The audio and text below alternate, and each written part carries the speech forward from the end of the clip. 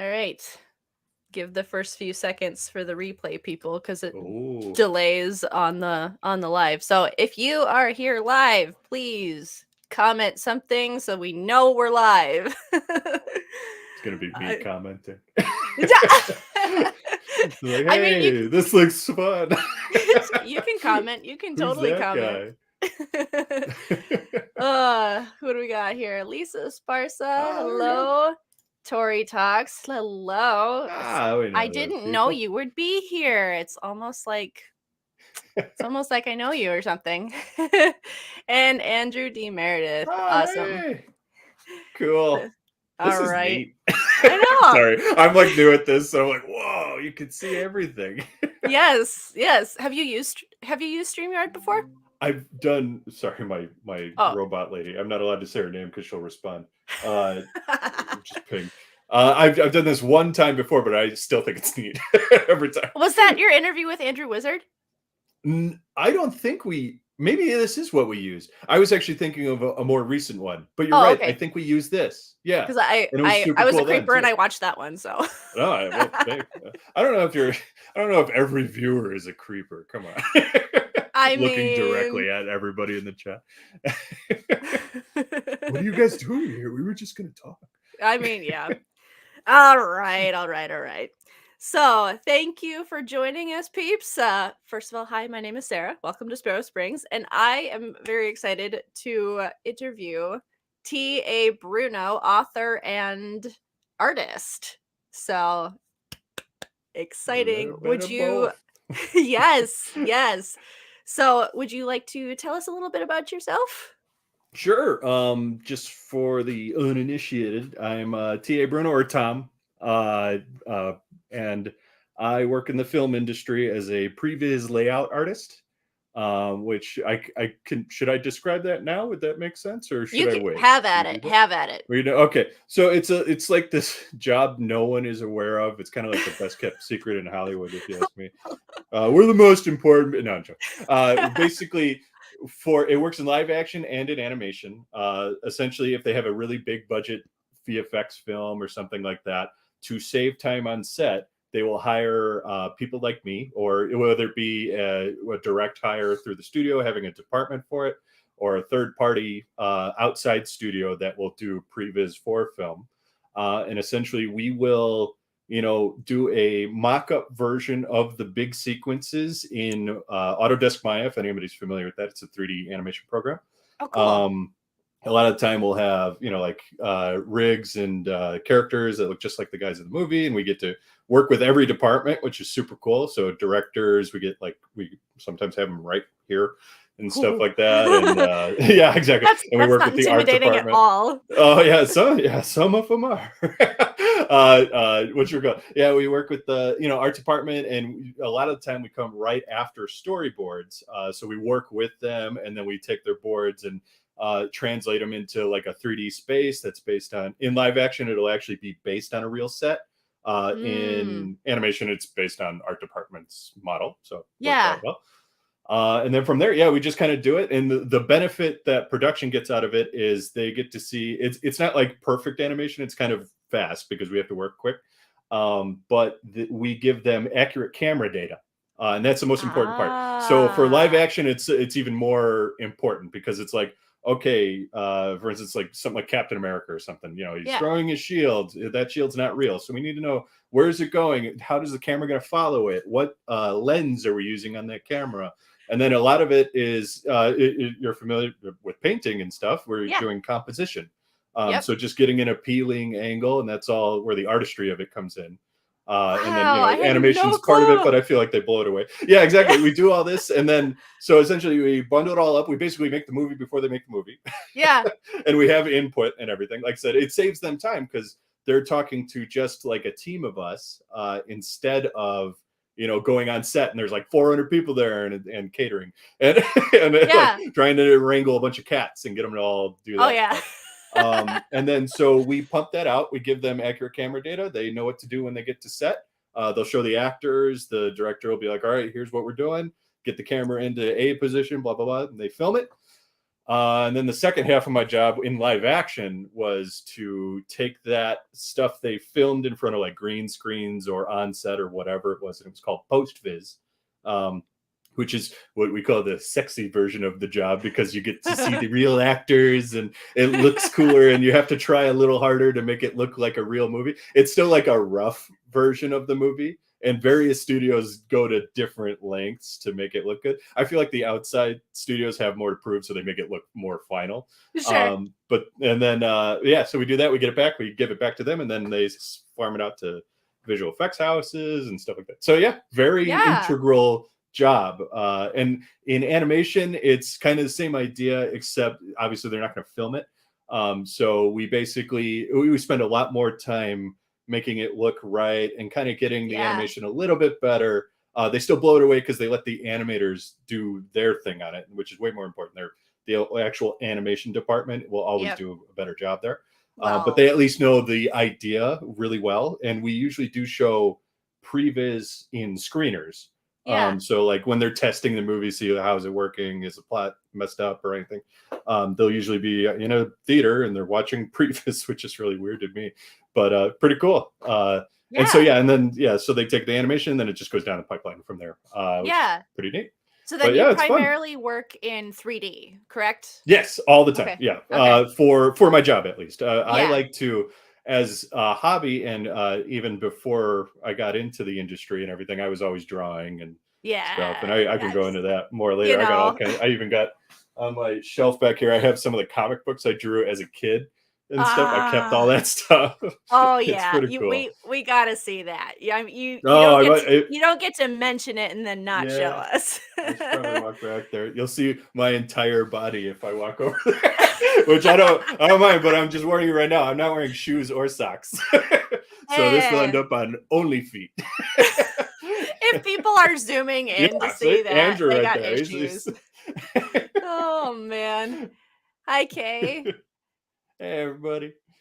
Yeah, so that was a long-winded job to say we make the movie before we make the movie, and I know a little bit about composition and cameras. That is and fabulous. Then I made some books. and you wrote some books. That's fabulous. Yes. Yeah, absolutely, Tori. It's just I know, like, you think about it, like when you see the end credits of a movie and you see like the ongoing scrolling of names that are involved, but you don't really think about what exactly each of those people do and what's all involved in that process. Oh yeah, it's like herding cats. And it's funny, in the middle of my career, I like stopped what I was doing because we were having it was a particularly frustratingly hard movie to make. I don't remember exactly even what one it was. And I like stopped, like took my hands off the keyboard and mouse. I'm like, it's a miracle movies ever get made.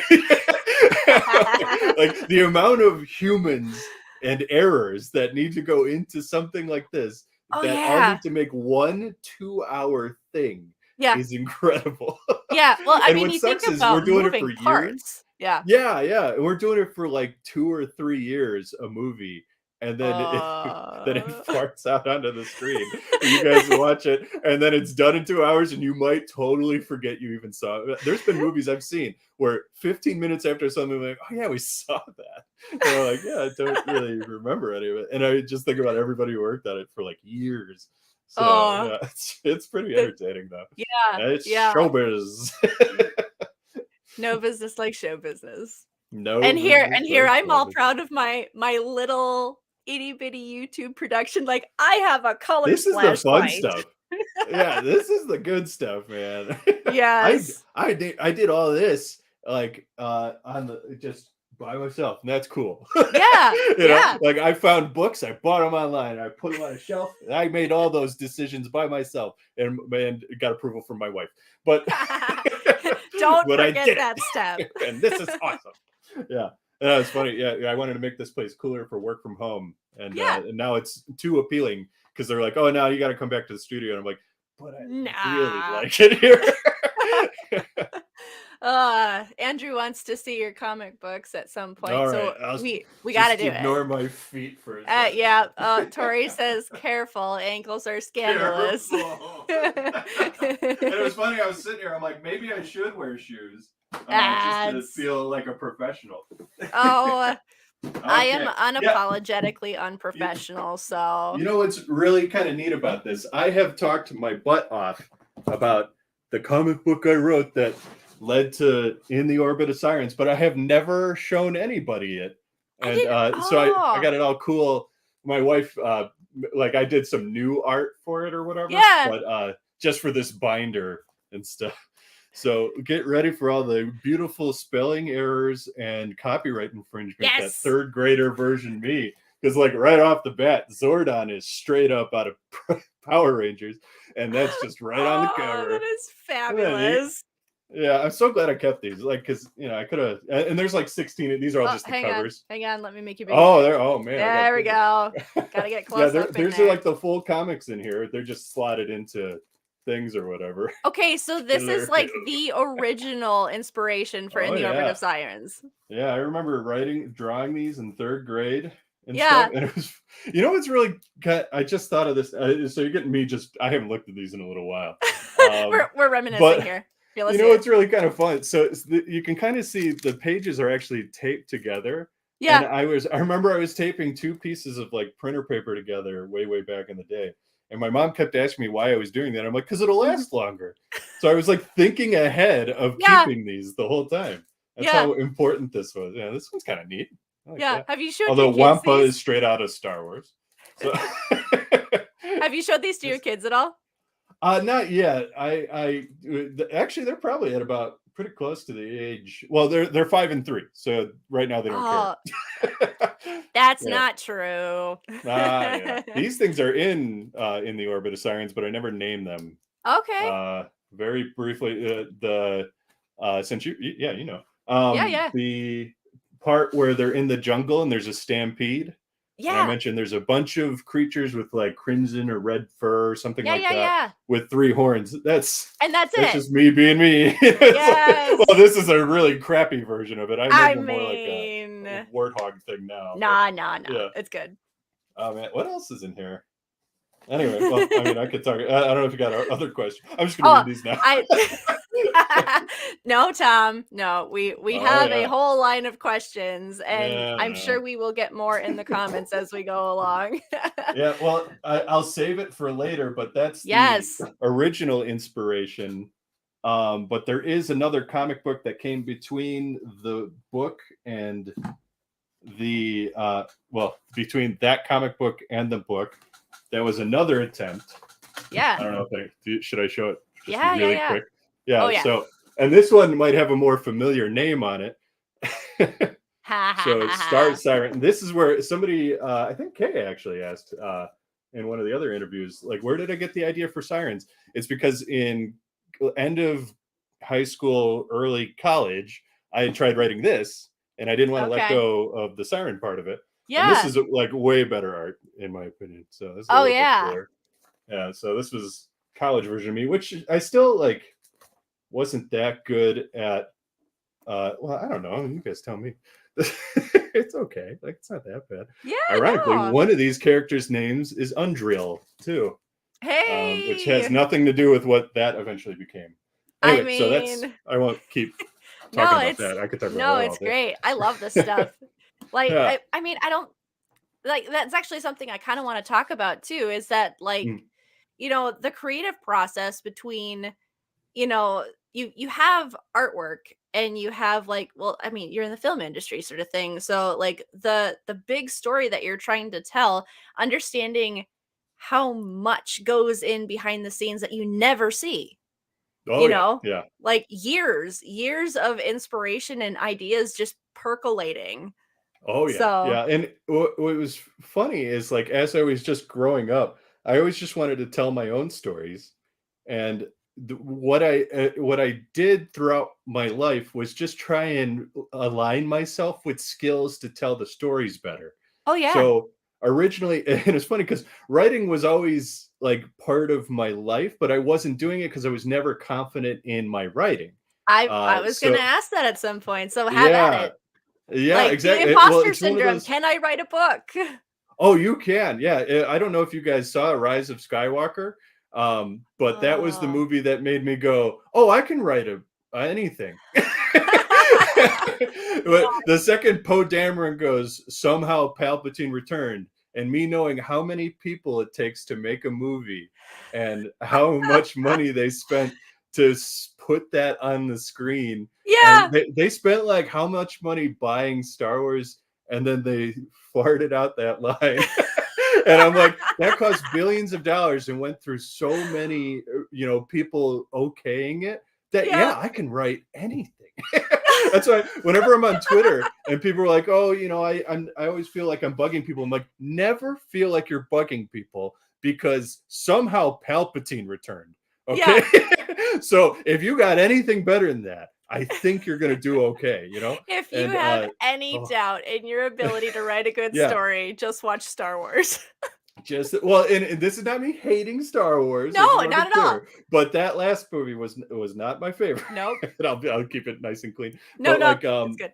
but just in general, it kind of just goes that way. You can think of things that were spent billions of dollars, got a bunch of producer approval, and they still came out, and you're Yeah. like, how did this get? Like, Like it's a flash in a pan. But like if you can start to yeah. consider how many people had to be involved with that, you should never feel like you can't do something. Like yeah. What is And it? oh yeah, go ahead. Screen Rant, like that channel would not exist, like, if it wasn't Mhm. for, like, all of the pitch meetings of, like, Oh "Are you sure you wanna put that in the movie?" yeah, yeah. It's oh my gosh. Yeah, Oh, it's kind of incredible. But yeah, I mean, and that was another thing, just to talk about self-publishing even for a yeah, second too.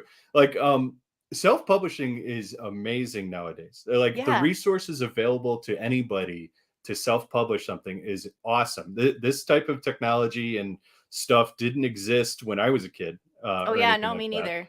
Yeah, and like it's just so cool that if you care enough about the story you're writing, you can take it all the way across the finish line just as good as a traditional publishing house. The stigma some people attach to it is that, oh, it didn't get approved by a bunch of producers Right. and blah blah blah. As a guy in the film industry, I don't want more of that. Like You got your I did bill. it in my day job. I see the what goes into their decision Yeah, making, and I'm like, I don't need that to feel validated anymore.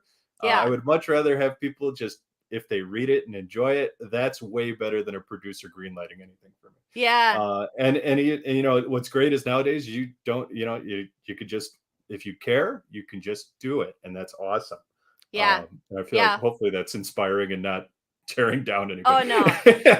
No, and Like the thing it's is, like, it's changed. It has changed so yes. much, and I think, you're right. There is still kind of that leftover stigma because, I mean, really, there are probably thousands, if not millions, of self-published books that went through very little to no editing and very Yeah, little to yeah. no extra effort put into it. And the Mhm. traditional publishing, they definitely got a leg up in quality earlier on because you did have to have the editor, and it would go Yes. through, you might go developmental editing and Mhm. copy editing and line editing, and you have different sets of eyes on the same thing. Well, now we have the same resources, so if somebody Yeah. wants to put their book through that, it's like there's absolutely zero reason why a self-published book can't have the exact same quality as a traditionally published. Right, yeah. The only reason would be budget, which I feel bad for the people that can't afford, Right. some of the processes, but there are still, like, yeah, it's just one of those the fact that they can still do it, though, is really cool, Yep. and, it's just yeah, I don't know, like I said, I Yeah. need more Oh, no, you're good. producers, so I'm gonna catch up on a couple comments here. Oh, okay. Yeah. Trisha. Oh, yeah. My kids love Oh, looking at their first yeah. books. See, you just need to That show is your awesome. kids. You never know, Yeah. they might Well, what's funny is they've seen these. Yeah, Like, yeah. so they're like, "Oh, hey, there's your book, Dad." And I'm like, Yeah. "Yeah, that's kinda cool hearing you say that." Oh, yeah. Oh, So absolutely. they're aware that books can be written by, person. Oh And yeah, not like a my thing. 3-year-old is all into all of the things I do. So he's all, Oh, "Mommy, awesome. mommy, can I draw on your iPad?" I'm like, "I need to work." "Mommy, can I write on my book?" Like, "Okay, we've got an old laptop laying around. Here you go." And tap tap That's tap, off awesome. off he goes. So Yeah, my 3-year-old is still doing the 3-year-old stuff. It's just destroying pretty much. That's why I'm like, maybe I won't show him my very prized old possessions yet. I'll wait for him to just kind of chill a little bit more. See, mine is Oh an man. only child, so he literally Mm. has nothing else to do except Ah, hover around mom. So like a director. ah. My 5-year-old started writing her first book, Paw Patrol Saves the Tigers. Do Heck you yeah. do you have Paw Patrol in your household? Oh, that's the weirdest thing. Yes, we do. We have only watched like 5 episodes in the movie, though. Like, I keep trying to Oh, put it on. I'm like, "Oh, yeah, you guys like it, right?" And they're like, "No, put on something else." And I'm like, "Okay." I mean, but you like it. right. It's like we have the bedspread and everything. They chose it, like Yep. they have even one of the toys and stuff like that. Yep. And whenever comes to actually watch the show, they're like, it's and it's Yeah. Blippi, put Oh Blippi on gosh, instead. Blippi. Oh my Yeah, goodness. what a guy. Were you a child of the 90s? Do you remember Barney? Yes. Oh my Yes. goodness. Oh, yeah. To Basically, me, if it no, oh, go go ahead. ahead. Go, go, go. I was gonna say, if it had dinosaurs in it, I was involved. So, Yeah. it was funny because when anybody's like something from our childhood, like, I don't can't remember. This was the problem. I wasn't involved in it. But if it didn't have dinosaurs, I would literally say, "Did it have dinosaurs?" No, I See, didn't I care. was the same way, except for me, it had to Yeah. be horses. Like horses were Oh, my there you go. thing. Yeah, that works out. Yep, yep. What do Yeah, we you got gotta here? you gotta go with it. Yeah, dinosaurs or space, which that's how Kamara got me. See, I grew up, my dad was big into Star Trek, Star Wars, Ah, oh gosh, Doctor Who, Stargate, oh, like nice. any like Battlestar Galactica. If they had the word star in it, we were watching it at lunch. So Oh, that is awesome. Yeah, my dad was a uh Trekkie too. it's For new yeah. generation specifically. I think that was the Okay. well, no, he still kind of watches it. Like he's gone beyond that, but he started with that. I don't think he really cared much about the original one. He Oh, was a my little dad like was just late all of to it. like, okay, well, my dad did both. Uh, My dad definitely did, both old and new generation, but, I think he primarily leaned into the older generation. they're fun though. I They watched them. I are. probably see more than my dad has. Ah. He's probably watching this too, go like, "Hey!" I called him Someday out I'll just recently show that off. Oh, Tori, don't you dare. Oh, don't you dare. oh, That would be scary. I that would be fun to just do a panel of like, here's all the old stuff we made. Like, Oh my as long as people got it, oh, because we should get, like, 4 or 5 artists all involved in that and just do old sketchbook tours. That'd be fun. there you go. I kept many of them. I mean, I got like 2 more binders here of other things that Yeah. I'm not going to go into them, but they're there. We'll save it for the other panel. We're 20 minutes in, and I don't think I have looked at the first question yet. Oh, cool. That's okay. We're going I off. told you you're not going to have to worry about dead space with me. No, no, we will not. That's okay. Uh, Ironically, I'm in Dead Space 2, the video game. really? That's Yeah, great. yeah. I won a contest, and my name appears on one of the scrolling marquees. In Oh, that's if anybody's great. played it, there's a Yeah. daycare level. If you walk in there, it's called Tom Bruno's daycare. I did not get to choose where it shows up, and I'm a little. I kind of wish it wasn't right there, but that's where it is. So, yay! Oh, that is fabulous. I'm like legally required to mention that anytime the words "dead" and "space" are next to each Ah, other. good to know. So that Yeah. means that I have to purposely mention it when you least expect it. Yeah, yeah. Oh, okay. Well, Oh, Derek B. It's kind of mortifying to look at my old sketchbooks. Honestly, same. uh, yeah, a little bit. I mean, well, especially during like the phase years, right? Like where you're going Yeah. through something that you're not really doing anymore. I have Oh some yeah. very angsty, whatchamacallits, sketchbooks that are just like, oh man, I got dumped or something. So it's like that's the best / worst part of being an artist is those phasey moments where Yeah. Oh you're yeah. emotional and you're young. And if you don't hide them from your mom and dad, they will immortalize it forever. Oh, yeah. That's actually a good point. Oh, Oh, cringes internally and starts planning. yeah. Yes. Yes. Do it. Okay. Let's just start a Twitter handle. We can We do it. should. We Old should. old art stuff.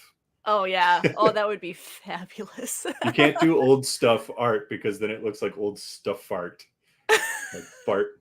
I've said the word fart about Yes, you 8 have. times. I'm like, Yeah. do you have kids in your I'm house, or going is for a this just record. you? I'm going for a record today. Oh, fabulous. Okay. All right. Let's regroup a little bit here. Yes, sorry. No, it's good. I love This this. is This how is interviews go with me. Oh, no, this is great. I love it. So, ah, I know. Okay, I've poured over a few things on your website and whatnot, Mhm. but like I kind of I want you to share a little bit of how you first got into the film industry, because I saw Oh, that and sure. yeah, like that Oh, was really yeah. cool to me. It's a fun story, and then also, or I don't know. I'll just get into it, I guess. So, film industry. So, like I said, I was always just trying to tell stories, Yeah. mostly my own stories, and those skills just kind of bleed out into other things you can do, apparently, Like you can't which is hide lucky. Which is it. lucky for me. Yeah, exactly. And so I, grew up. I was able to do art, and most of the time I was drawing little comics. I thought that was the Mhm. way I would be telling stories because, like I said, I didn't think I could write. I just Yeah. thought I could. And then it's funny because over time, the imposter syndrome of like my drawings came in, but not the other parts, which was weird. I don't know how that worked out, but anyway, Yeah. I went to college. Did my community college, just kind of the or whatever, Yep. the ones that go for everything, math and Yep. all Yep. that stuff. Yep. Which going to an art school and taking math for survival is hilarious because I literally didn't turn my homework in, and I asked my teacher, I'm like, "Oh, I'm so sorry. I just totally, I've been doing a lot of other things," and she's like, "Listen, I'm a math teacher at an art school. Do you think anyone here is going to become an accountant? You're okay. You get an A. Everybody's getting an A." I Oh don't know if my she's still working there, gosh. but I'm like, thank you. Like, anyway, that's a side That track. is I tend fabulous. to do this. When it came time to decide what are you going to do with your life, Tom Bruno, I sat there at the computer. My mom was like, she was helping me like register for classes and stuff and pick a, like a whatever. And I'm sitting there in my head. What I had done before all this was if anyone's aware of what's a machinima, it's where you make movies inside of a video game. Oh, I okay. used to make those Yeah. and in The Sims. So I did the entire Christmas Carol as a jokey version. It's Oh really my pretty. gosh. It's the best version of it, if you ask me. But and what you got? So I was doing all those, and I was like, well, that was a good way to tell a story. If only I could just animate the characters myself, because the big constraint is you have to work with what they give you. You Right. have a specific the Sims can go blah blah blah. Like they can do Oh yeah. specific Oh animations. gosh. Yeah, but I could never make one do a cool action sequence, which Yep. is something I've always wanted to do. Yeah. And so then I was like, well, I'll go for computer animation. And my brain was like, you don't know how to do computer animation. And then I was like, but that's what school's for. And that was the best, in my opinion, one of the best thoughts I've ever had in my life was like taking the like anxiety of like, I don't know how to do that and going, but they will teach me how to do that. Yeah. And I was like, so then I did. And, now I'm out. Yeah, I've been out of college for like 10, I don't even, it's been a while. Probably, Yeah. yeah. Anyway, and too long. And so that worked out. And then after college, it came time to like find a job. I now know how to use Maya, and I'm a generalist at this point. Yep. And I'm in Illinois, by the way. This whole time, the plot twist: I'm in Illinois, and there's no film industry in Illinois. If anyone's familiar with that, and so right out of college, I was just doing little freelance things. I worked for a place in the city, and then I worked for another place that was doing TV shows, and it was very small freelance gigs, like 2 weeks at a time or whatever. But it Yeah. gave me a little bit on my resume. And then I see this article, like, came time to find another job every 2 weeks. It was really scary. Yeah. And I'm like, is this life? Every 2 weeks, I need a new job. I hate this. And Yeah. I go on autodesk.com, which I didn't even know had like job listings on it. I don't know if they still do, by the way. Yeah. So this is all 11-year-old information for the record, or 12-year-old, or I don't know, whatever it is. And My gosh, Tom. they were looking for a generalist, and in the area, and I'm like, okay, it's probably for commercial or something. They Yep. didn't say how long it would be.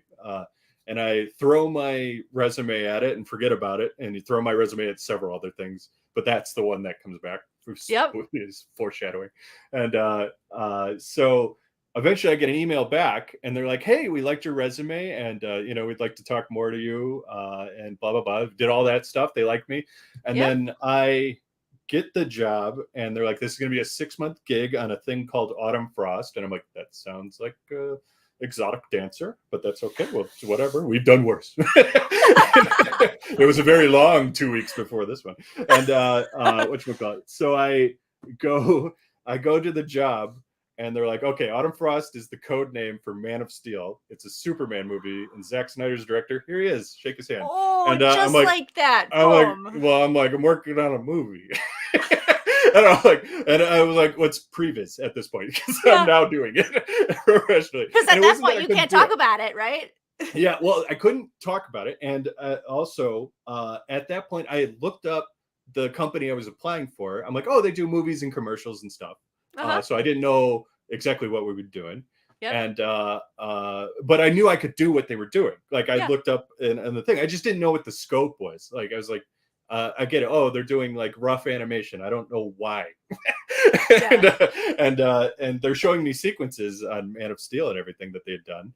And I'm like, wow, this is really cool. And then he explains like, oh, and these are, this is all the camera data here. And I'm not asking questions. I'm just like figuring it out as I'm looking at it. I'm like, oh, okay, so they're going to film this stuff.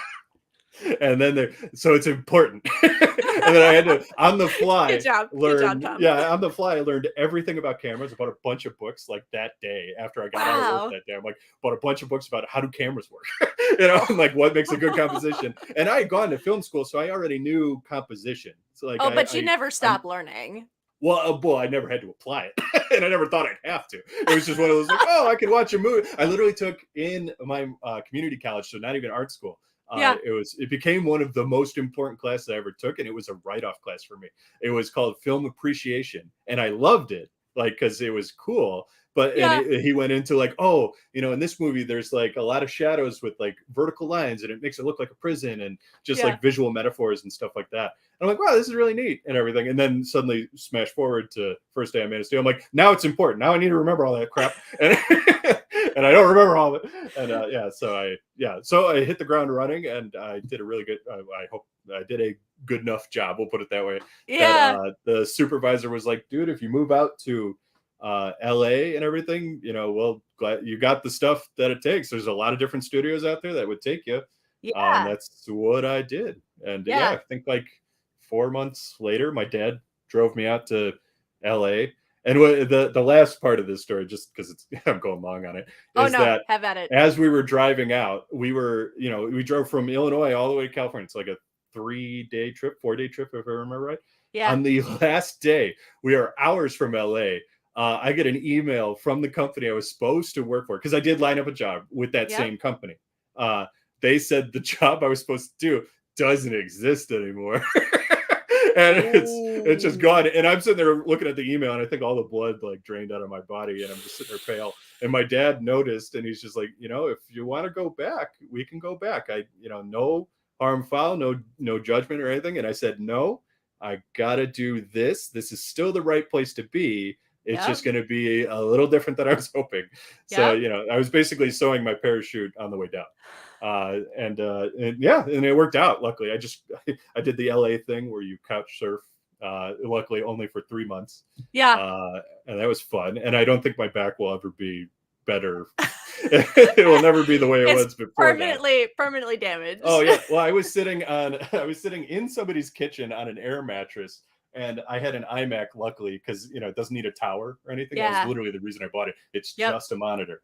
Yep. And it could run my okay. It did okay at the time, and so it was easy to bring across the country and continue to do like just animations for demo reel. And I was literally Mhm. sitting in a kitchen, like on the floor. It was sitting on the box it came in, and that was my desk. So like you can imagine the type of like Oh, yeah. it was like yoga, but reverse, whatever the opposite of yoga is, and it was Oh, terrible. Yeah, but yeah, 3 months later, ended up getting a job. It was on the movie 42, for okay. the Jackie Robinson biopic with Chadwick Boseman, Ah, and yeah.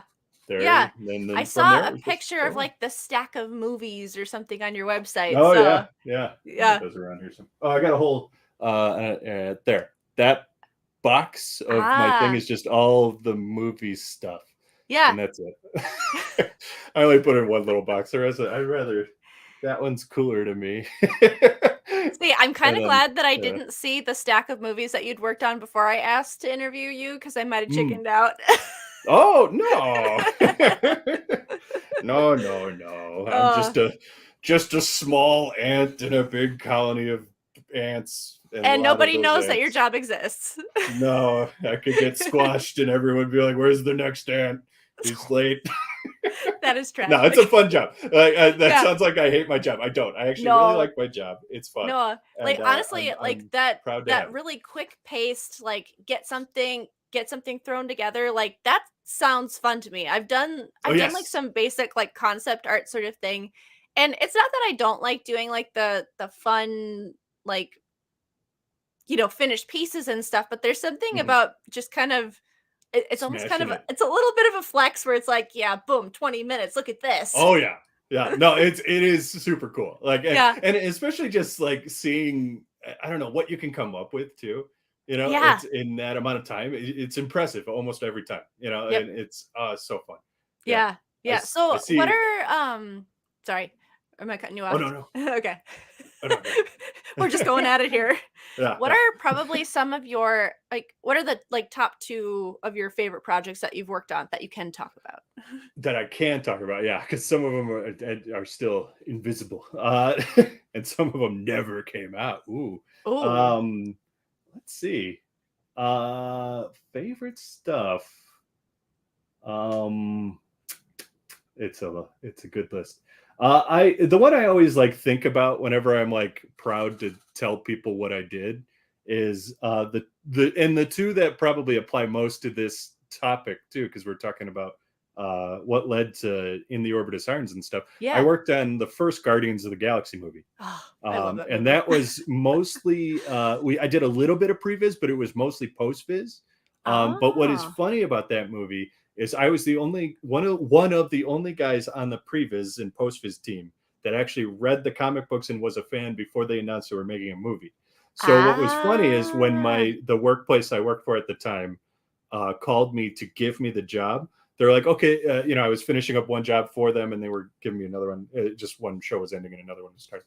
And they're like, oh, okay, so you're gonna wrapping up on this, and then we're gonna put you on this new Marvel thing. I'm like, okay, cool. Marvel's always fun. Yeah. And and then they're like, yeah, it's got a talking tree and a raccoon. I'm like, it's Guardians of the Galaxy. And they're like, yeah, how'd you know that? I'm like, well, okay, you should know that. If you're giving me this job, you should know that before me. Yes. And but anyway, yeah. And so the reason I even got that job is because the supervisor uh, was he had talked to me because he heard that I was one of the only people that actually read the comic books. And it turns out he was Ah. taking notes of like who to put on his team. And it Yes. turns so what is funny is you always hear like the old thing like your parents are like, oh, those comic books will rot your mind. Literally reading comic books got me that job. Yep. Yeah, Yep. and pretty much and playing video games and watching movies pretty much got me every job.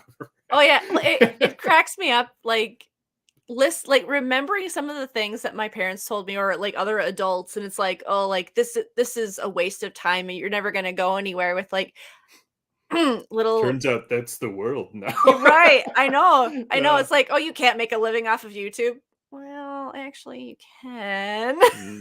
Not with that attitude. No, exactly. Exactly. Yeah, no, it's a really awesome time, honestly, and it's great for like just any creative person. Yep. The fact that we can, this kind of goes back to what I said about self-publishing too. The fact we don't need like corporations to like let us in anymore is awesome. Right. You know, Yeah. like we can tell stories all on our own without, being blocked out by whatever decision making's going on up top and stuff. Yep. And that's a superpower in my opinion, Oh, because it's like, yeah. yeah, if we were born 30 years early, well, I mean, even 100 years earlier, uh, we would not have been able to do that. Right. So, but yeah, no, it's Oh, pretty yeah. Like, cool. I think of dial-up internet, and it's like, Yes. man, like, and the fun fact, my mom actually self-published a sci-fi book, when I was a kid. Oh, So, that's awesome. yes, it's runs in the family apparently. That's why I went farther back. When I said 30, I'm like, that's not far enough back. There's plenty of people. I know. Like 100 years when wheels were still made out of rocks and stuff. I think your age is showing, Tom. Yeah. Oh, Oh fabulous. man. Yeah, but Yep. no, Well, my mom self-published a sci-fi book, and like, that's awesome. um but she had very, very different resources available to her then, and Mm. it's like she still actually has, like, boxes upon boxes of, like, physical books that, like, Oh wow.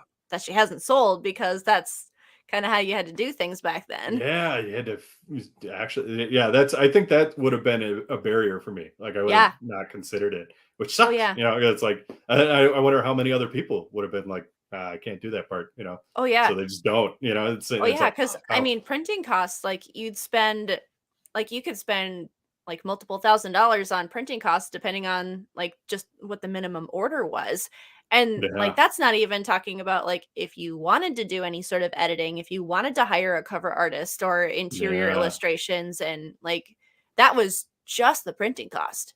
oh yeah. So, No, thank you. That's but the awesome though. fact that we have, like, the level of distribution that we have now is, like, amazing. Yeah, it's you never thought it would be possible. Especially No. like I said, as I was growing up, the reason I didn't think writing was going to be a good avenue was because it just didn't. I'm like, how am I going to do that? Like, whereas like with Right. drawing, I'm like, maybe I can copy a bunch of these cool drawings and maybe something happens. Right. But yeah, so Yeah. very very different nowadays. Really Let me awesome. just pop into the comments over here. Yeah, I saw Andrew.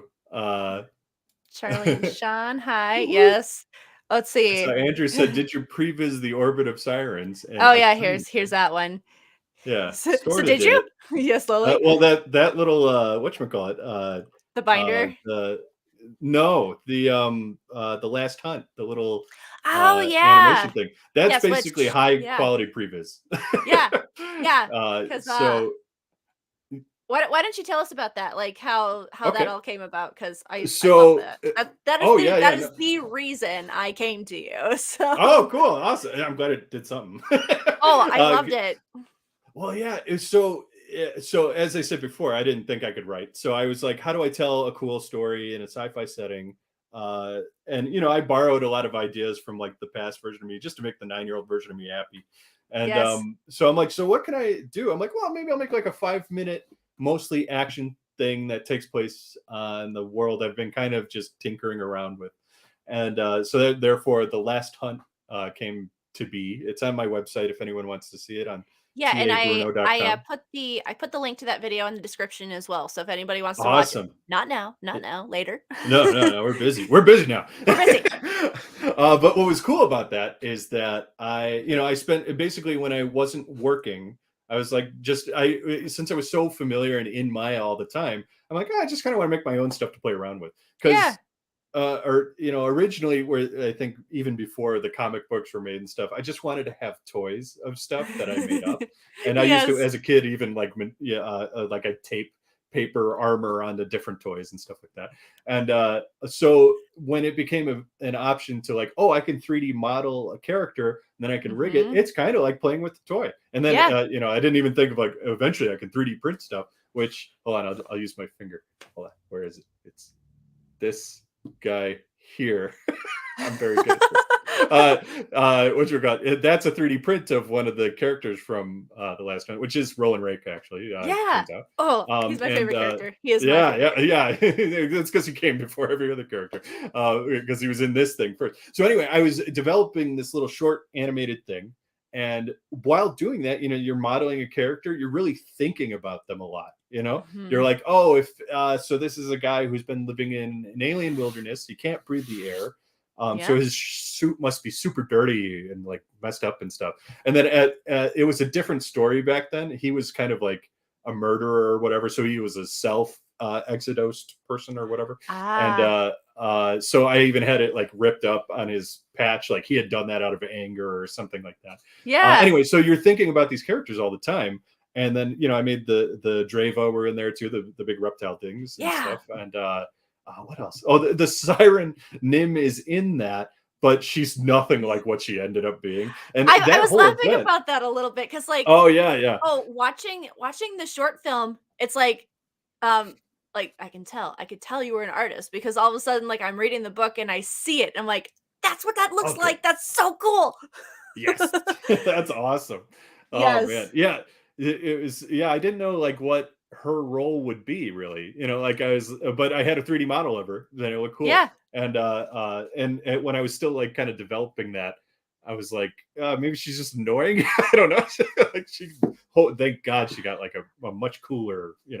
Anyway, so from there, I just kept developing this thing, and it was I literally got up to like it has maybe 30 seconds left in it that I Mhm. didn't make, but I hit this wall where I'm like, this is a cooler story than 5 minutes can tell. And I'm like, Yeah. maybe I start writing something, maybe just, and it started slow. I'm like, okay, I'll do an outline. I just need to see if I can do start to finish, like it'll have an Yep. ending and it has a flow.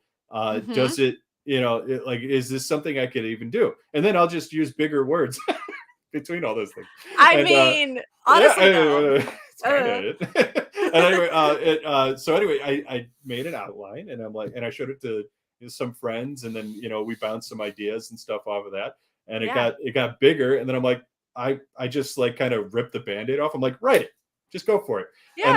And I'm like, if nobody, and again, we're in this world now where one of the thought processes I had was, I'm going to write it. It will eventually look like something like this because I have everything I can do to do that. That's awesome. You don't know how cool that just was right now. Anyway, it'll be a physical thing I can hold in my hand, and if I'm the only one holding it, that's fine. I've already done my job. Yeah. Like I've accomplished what I wanted to do. So And did you always know that you wanted to do a trilogy, or was it originally supposed to be a standalone? so in my brain, I felt like I can't die happy unless I make a trilogy. but but in my head I was like, I don't know if I can write a trilogy, so I played it kind of Yeah. safe. I Yeah. wrote In the Orbit of Sirens as a standalone with an open door at the end where it's Mhm. like, you can stop here. And I was kind of being nice to the readers, anybody who gave me any time at Yep. all to read this thing. I'm like, if you hated this, you can walk away now, you're fine. Yes.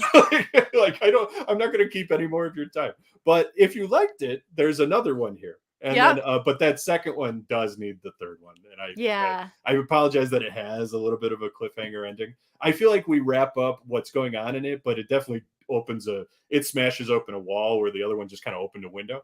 Yeah. And it's cool.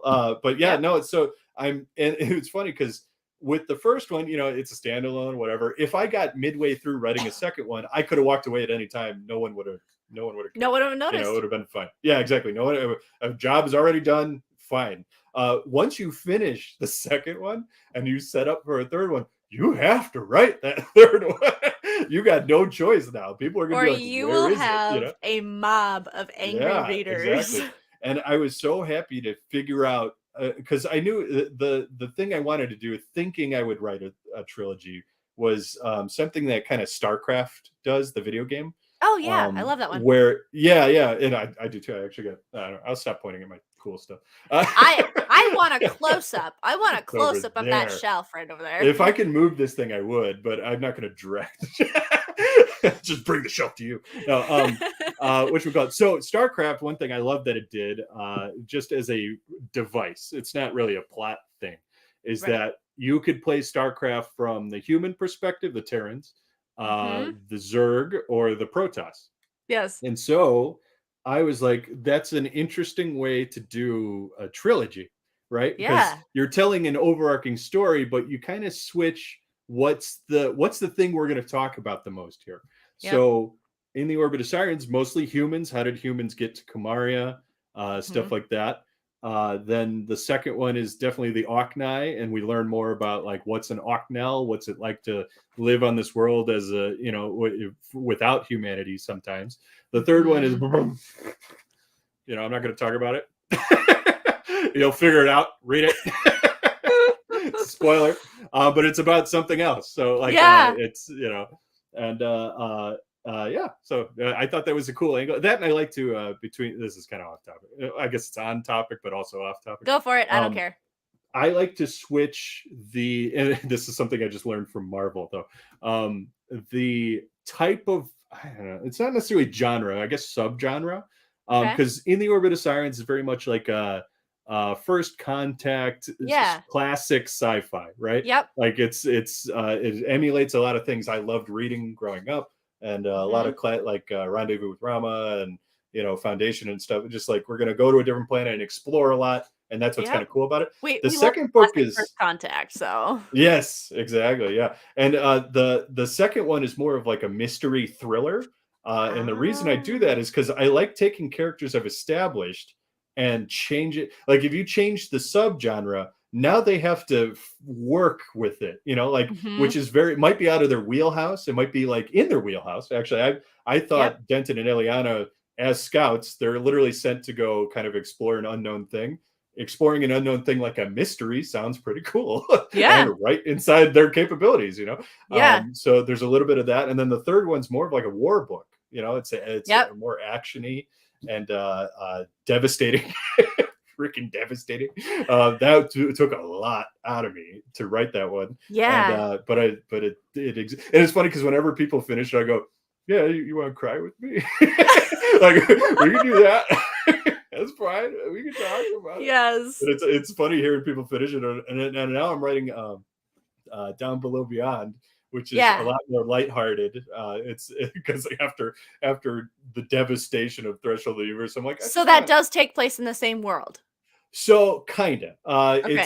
It's one of those things where Kamaria exists in the universe I've built here, Okay. and there's another thing. Well, I could say the Voyalton. Have you read the third book? It sounds like you have. No, I Kind of. haven't. Oh, okay, no problem, no problem. But anyway, there's something in the third book called the Voyalton, which you're gonna laugh at me when you figure out what it is, and that is something that built like a web of portals and stuff throughout the universe. So Yeah. that is the universe framework I've used in Down Below Beyond. Other than Okay. that, you don't need to read the Song of Kamaria trilogy. Oh, It's a completely standalone thing. yeah. Completely new characters, stuff like that. Okay. You see my dog? Oh, There she's she hiding under is. the blanket. Aw. What is her The name? whole time. Another plot twist. But what you got? Yeah, so it's a completely standalone thing, but very lighthearted. A lot more alien characters and stuff. Yeah. Okay. Like there's not just actually there's no Oknai in it. So if anybody's looking for that, sadly, I I, love I, the I wanted to make Octopi. sure it was its own thing. Yep. Well, there is an Oknai in it, but it's a cameo thingy. It Okay. happens very quickly, and you only know it's an Oknai if you know what Oknai are. I thought that Okay. was a clever, accidentally really clever thing I did, was that Yeah. nobody knows what a Voyalton is unless you've read all three books. Yeah. And if you know what an Oknai is and what a Donoran staff is, you will notice them in this book as like, I equate it to like in Thor when they're in the vault and they're like, oh, there's the gauntlet, and it was before they were It's an really Easter egg. exactly, yeah. And like somebody who's read all three of those and reads this goes like, oh, hey, cool, and that's it. Yeah. But if you haven't read it, you're like, just another sentence. Yes. So it just comes and goes. I But am yeah, going no, to I'm gonna take just a moment here to oh gush sure. to gush about this Oh, because I'll so turn my camera off. no, don't you dare. You stay there. You sit right there, Tom. So I'm a slow reader. I am a very slow I am reader. too. I plowed through this book. It Oh, reads very quickly. Um, oh, if anybody is looking for like a a book that feels like an action movie, this is what I'm recommending. So awesome. I love the fast-paced action and ugh, the whole thing is it Roland Rake is what you said? What Yes, is yeah, like yes, his whole arc is like that is what pulled me through this like the whole yes. time. So I love his interactions. I'm trying not to go spoilery, but No, that's it's okay to dip a little. It's been out yes. long enough that like I feel like slight spoilers are actually more like hooks now. You Yeah. know, or like I'm a Yeah. little more less reluctant to like talk about it and stuff where I'm like, Yes. yeah, we could just dip our toes a little bit. But I am so honored you loved it that much, and it sounds Yes. like I hit my objective because I mean I worked on action movies for most of my career, Right. and I know. It most didn't of surprise me one bit to see some of those movies in there. oh yeah, yeah. Well, especially Guardians of the Galaxy, right? Oh, I But know. I know. And like that was a fun one. the alien characters, like the Mm. alien species and like non-human characters are absolutely amazing. Oh, And thank you. like I can tell that you work in a very creative industry cuz like Mhm. they feel believable, they feel realistic in so many ways, functional.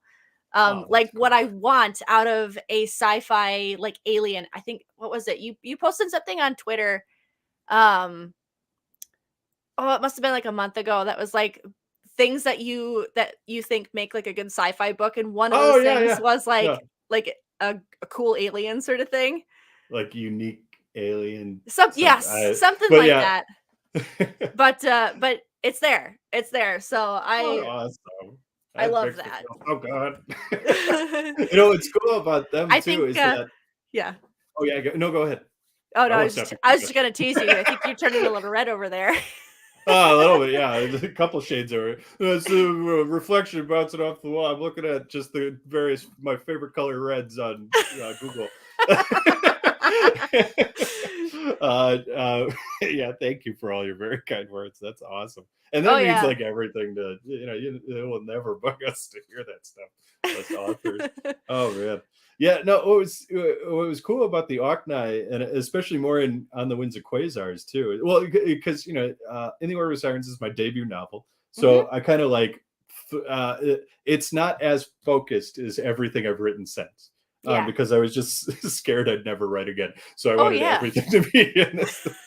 And so I figured out how to focus it down, and I feel like I wrote tighter novels since. But one thing that benefited from that lack of focus is, I think, the development of the Ocni. And Yeah. just because, like, I was sitting here, I'm like, how much do I want to know about them? And I'm like, well, I personally know a lot about them. And what do Mhm. I think is interesting? What do I think the audience will know? And one thing I did, this might be my dad's fault, was he showed me this book. I'm looking for it on my shelf. That's why I'm like just trying to remember. I think it's over there. It's called The Prophet by Khalil Gibran, I think. And basically, it's Okay. just a philosophy book. Yeah. It's a fictional thing about a prophet that's like leaving his hometown, and all the people that kind of relied on him for answers to everything ask him broad questions, and he answers them, and that's it. And I just like read it, and it's very philosophically put and poetic in a way. Mhm. And it was interesting too. But part of me while I was reading it, and it's very short, that's why I read it. Because I'm a slow reader too, by the way. And I that's probably yes. why In the Orbit of Sirens reads so fast, is because I'm a slow reader. So I know like I know where I get hung up on it being slow. So Oh I yeah. take all that out. Yeah. Which we got yeah. So I asked the same question. I'm like, they're asking questions about civilization, Mhm. or like about life, or what is love, what is justice, ideas like that. Yeah. I just asked the same question. I'm like, how would an Ocni answer this question? Like an Yeah. Ocni philosopher or something. Yeah. And so that's where you get stuff like, how do they? That's why he even answers the question about justice, and they Mm-hmm. use they use a brain slug. And it's like, yeah, you put your guys in jail and they do nothing. You just keep feeding them and cleaning them Oh, I up love after them. that. Well, Yeah. we put a brain slug on ours and they still work for us, and we just kind of like give them dirty looks all day until the Song of Kamaria tells us to take it off. Yeah. You Oh, know, like, I loved the whole like how they listened to the song. Like there it was such a mm, neat like cultural twist. I loved the whole Oknai city and like oh the man, yeah. culture among like how they interacted and even like their lack of goodbyes. Yeah, yeah, they're just why. It's like, Like why? why would Just why? I have nothing more to say. that was the mean thing in me that did that. Was I was like, so I well, because I was sitting there writing it, right, and Yeah. I'm sitting here, I'm like, oh, he should say live long and prosper or some nerdy thing, right? Like that's how sci-fi works. He should Right? say something nerdy that we can all quote whenever we stop talking to each other. And then I'm like, what if he just doesn't? Like, I couldn't think of any. I tried like a couple things, and they all just sounded like "live long and prosper" or like Yeah. Oh, stuff you've that's heard a hilarious. billion times, but with different words. Oh, And I'm like, what if he just leaves? What if they don't care? They can read each other's minds. They know when a conversation's over. yeah. So like they're done. It's just gone, and it's and I thought Oh, that was way funnier. oh, And it was and they fabulous. also I just loved it. show up, boom. Like Yeah. they're almost always just landing in front of somebody and starting a conversation. And I thought Yeah. that was also hilarious. But and Yeah. also this is just me and a weird way my brain works. But whenever one of my favorite ways for a character to enter frame is from above, boom, like in front of camera. So that's why they do that. So, Yeah. but But it's that I can't little give any it's good kind of examples. that little taste of like what you do like as a Mm, profession too. So like I love that. yeah. And it's like as I'm reading it, I'm like, "Oh my gosh, like I can tell he's an artist." Oh, that's awesome. Yeah, So, I with action scenes specifically because that is my yeah. forte in my career is the way I think about them is it's not this isn't a one to one, but this is the broad idea of how I come at an action sequence. Every Mhm. sentence is a shot. Yeah. So like if somebody runs across frame, then they, I don't know, and everything they do. This is where I take away from movies because movies don't always do this. Mhm. But in action sequence, everything should still be leading to story. So if Ah. a guy gets punched, don't just he doesn't just get punched. Like that's going to affect the way he talks, or Yeah. something like that, or they're Yeah. moving towards something else as they're fighting, or I don't know. It's hard to do it like vaguely. I'm always doing it No, in the but moment, like so it always makes sense. But but you know what I but mean. that makes sense though. And like Hmm. I can't even remember like how many things it's like, oh, like didn't they like injure themselves like 3 Yeah, pages ago? But yeah. like Everything should hurt. but you took specific care of that. I'm thinking about one character in particular that had a jaw injury and it's like Yeah. and it that is present for the rest of the book. You don't it's like Oh she yeah. doesn't just magically get better. You're right. Yeah. No, she's and it's cool because I actually picture her with like kind of a I don't know. She looked cooler. She Yeah. one thing so I took Neil Gaiman's master class online. It wasn't like I met him or anything. Oh, yeah. But it's my job actually offered like, oh, if you guys want to sign up for this masterclass.com, we'll let you do it for free. It's like Well, that's it's a nice usually little expensive. perk. Yeah. Once I heard that, I'm like, yeah, I'll use it to look up how movies are made better. And I'm like, Uh-huh. immediately, all I did was Neil Gaiman writing class because I'm like, all I care about is writing a story. And one of the things he said was, give everybody a funny hat. And by that, he's like, make them like, what is the thing that like, if they're talking or if they're on the page, what is it that makes you go, I know that character, you know? And one of the big Ah. things I did in all of my writing is I try to, there's, you ever watch Farscape for any reason? I love that show. Um, I It's the one with all no. the Muppets. Muppets are the best. And Oh, here I I am love sitting the on, I'm a Muppets. guy who works on visual effects movies, and I'm like, Muppets should be more the thing. And anyway, Farscape. It's it's sci-fi, classic sci-fi show. It's not that old. It's like 90s, I want to say. Had a Okay. lot of Jim Henson Muppets. It's amazing. It's really Yeah. fun. I'm gonna have to look And that it up. still kind of holds up too. It has one of my favorite aliens of all time, Pilot. Anyway, where I'm going with this is there is one shot in one of the episodes, I can't remember what, where it's just a wide shot from above, and this is how we talk at work too, by the way.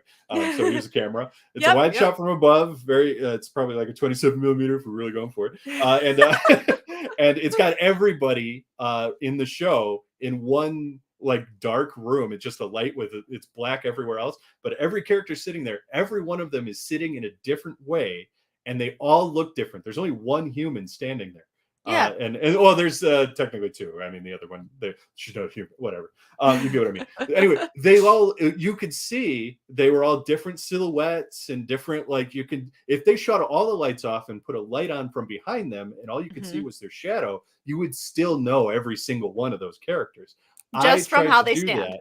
Yeah. Yes, exactly. Well, just from their shape. You know, like just the general shape they are, the way they stand, you could get a lot out of just their body posture and stuff like that. Oh, and I wanted that in my books. And I, so that's why I feel like the Song of Kumari has very different characters. And I go even farther with it in Down Below Beyond, because there's only 3 humans in it. So the rest are like, I need to read that one. So as soon as it comes out. It's not out yet. So, I know, but I will know. totally send you one. I have no problem with that. Let me know if you need a beta reader. For sure. Well, beta reader is already done, but I will send you an ARC or an ARC, I guess. How old do I sound? Yeah, there you go. But yeah, no, that one's even more like there's every character, like I said, there's like 3 humans. So you're going to pick them out of a crowd. Then every other, like alien species is very different looking. Like one's a balloon kind of thing. I love that though, because I know like we talk about that a lot when it comes to character design. Like, what's the shape language? Like, are they tall and skinny? Are they short and stout? Like, obviously your short and stout's not going to be a super athletic person. Right. So it's like understanding the mechanics, like even like anatomy, how something works. Like that's I take a lot of Aaron Blaise classes. So he was Disney animator. Disney. No, I'm joking. Disney. I love it all. I'm DreamWorks. We're not allowed to like them. No, I'm kidding. We all talk. It's a very small world. And they're just right across the street from us, too. Seriously? Oh, I have a bunch of friends that work there. Yeah. That's fabulous. They probably like, whatever, man. Yeah. But no, that's exactly. And I feel like you can do that in writing, like you take everything, because it will change, the way a scene works. If, I'm trying to think of a good. Well, there's a scene. This is slightly spoilery, right? Okay. Let me in the orbit of banner. Here we go. I don't think it needs. It's probably. There we go. Okay. No, actually, that's good. That's a good one. Slightly spoilery. Won't ruin your experience. There is a moment in the Orbit of Sirens where a lot of characters are in the side. They're locked in a room in a spaceship that is free falling into a chasm. So it's free falling, but it also bounces and stuff like that. Most of the humans are pinned against a wall or floating, but we have an Ocnai in the room who free fall does not affect him. He's like a normal day for me, So he's the one. Like that situation came up, and I'm just writing it, and then I'm like, he's there. And I'm like, he can get them safer, like he can move around in this kind of environment way better than that if he wasn't there. But he's a bird, so for instance, if I wrote an all human story, they probably all kind of be stuck there. But it works in fantasy as well. You got elves that can move a little bit different than humans, and like just everything. And I think that's awesome. I think that's where fiction really shines, is that like you can have these weird scenarios and like, oh, but wait, we got a guy that flies every day to work and whatever. There's a couple questions I want to get to. Oh, sure. Yeah, I'm sorry. No, it's good. I love this. You've covered a lot of really cool things. I knew there was some crossover, but I don't think even I realized how much crossover there was from I said, everything I do. Yeah. It's just how do I tell stories better is all it is. Yes. Let me just I am behind on comments. I am so sorry. Like all the way back to the publishing. I missed some aspects of selling in person, but love that the options of online marketing and networking now. Yes. Oh, yeah. Very glad Vanity Press has gone dodo.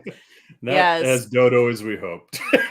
But maybe more dodo would be nice, but I don't Right? know. We'll see. I don't have any experience, so I can't. I've just heard things. Yeah. That's so great. Yep. Yes, I get so nervous. I haven't done that, but I think I should try once. you should. I don't know where to go. Somebody I wants to just mean, next time you're thinking about them in the LA-ish area, yeah. you just ping me on Twitter, and I'll be like, maybe. I You also have know, 2 kids and a pretty extensive job, so I will see if I can make it work. you know what? But I might have to try and pay you a visit. My father-in-law actually kind of lives in Northern California area. oh, Northern California is like a whole different state.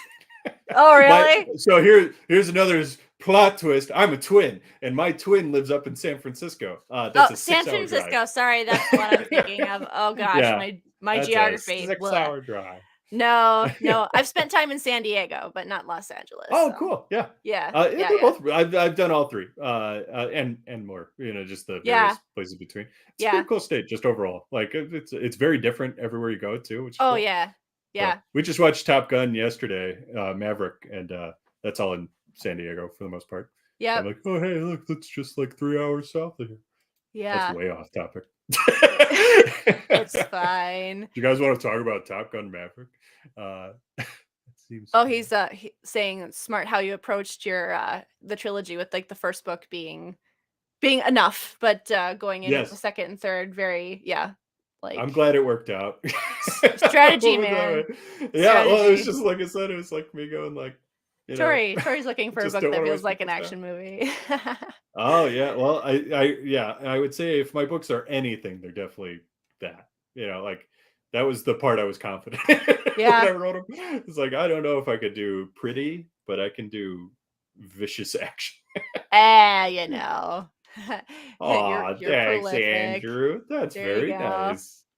Come to Oh, hey, Colorado. I got a buddy in Colorado. Ah, Uh, one of my never best friends. been. It's awesome. I like Colorado. That's one of the other states that I was like, if the film industry existed here, maybe I'd live here. But Yeah. I kind of got stuck here. But I like it. This is not me crapping on it, but I Oh just kind of no. one of those like the main reason we're here is actually my job. Yeah. I mean, But yeah, it's there's sacrifices no matter what you do. So like yeah. I'm in the Midwest. So like I love the Oh small yeah. town feel of everything, but I'm from Illinois. I get you. yeah, Yeah, yeah, but the that's why snow. we get along so well. The Oh yeah, with the snow, the snow, right? snow. Yeah, I Oh don't my miss that. gosh. Don't miss Yeah. shoveling at all. No, none of that. No. We actually so um the past 3 live streams I've done, my husband works in snow removal. Oh, wow. So he Good time gets of called year. in and then it's Yeah. just me and the toddler. So toddler's Ah. always in here. So like this is today I'm like, no, I'm taking my toddler to a friend's house. Cause guess what? We had Yeah, a blizzard today. my kids are at Chuck E. Cheese's with my wife's right now. With my Nice. wife right now, not plural. Yes. Jeez. Okay. Oh man. I had one in here. What was I it? can tell we're you can tell we're married. Yep, yep. Love it.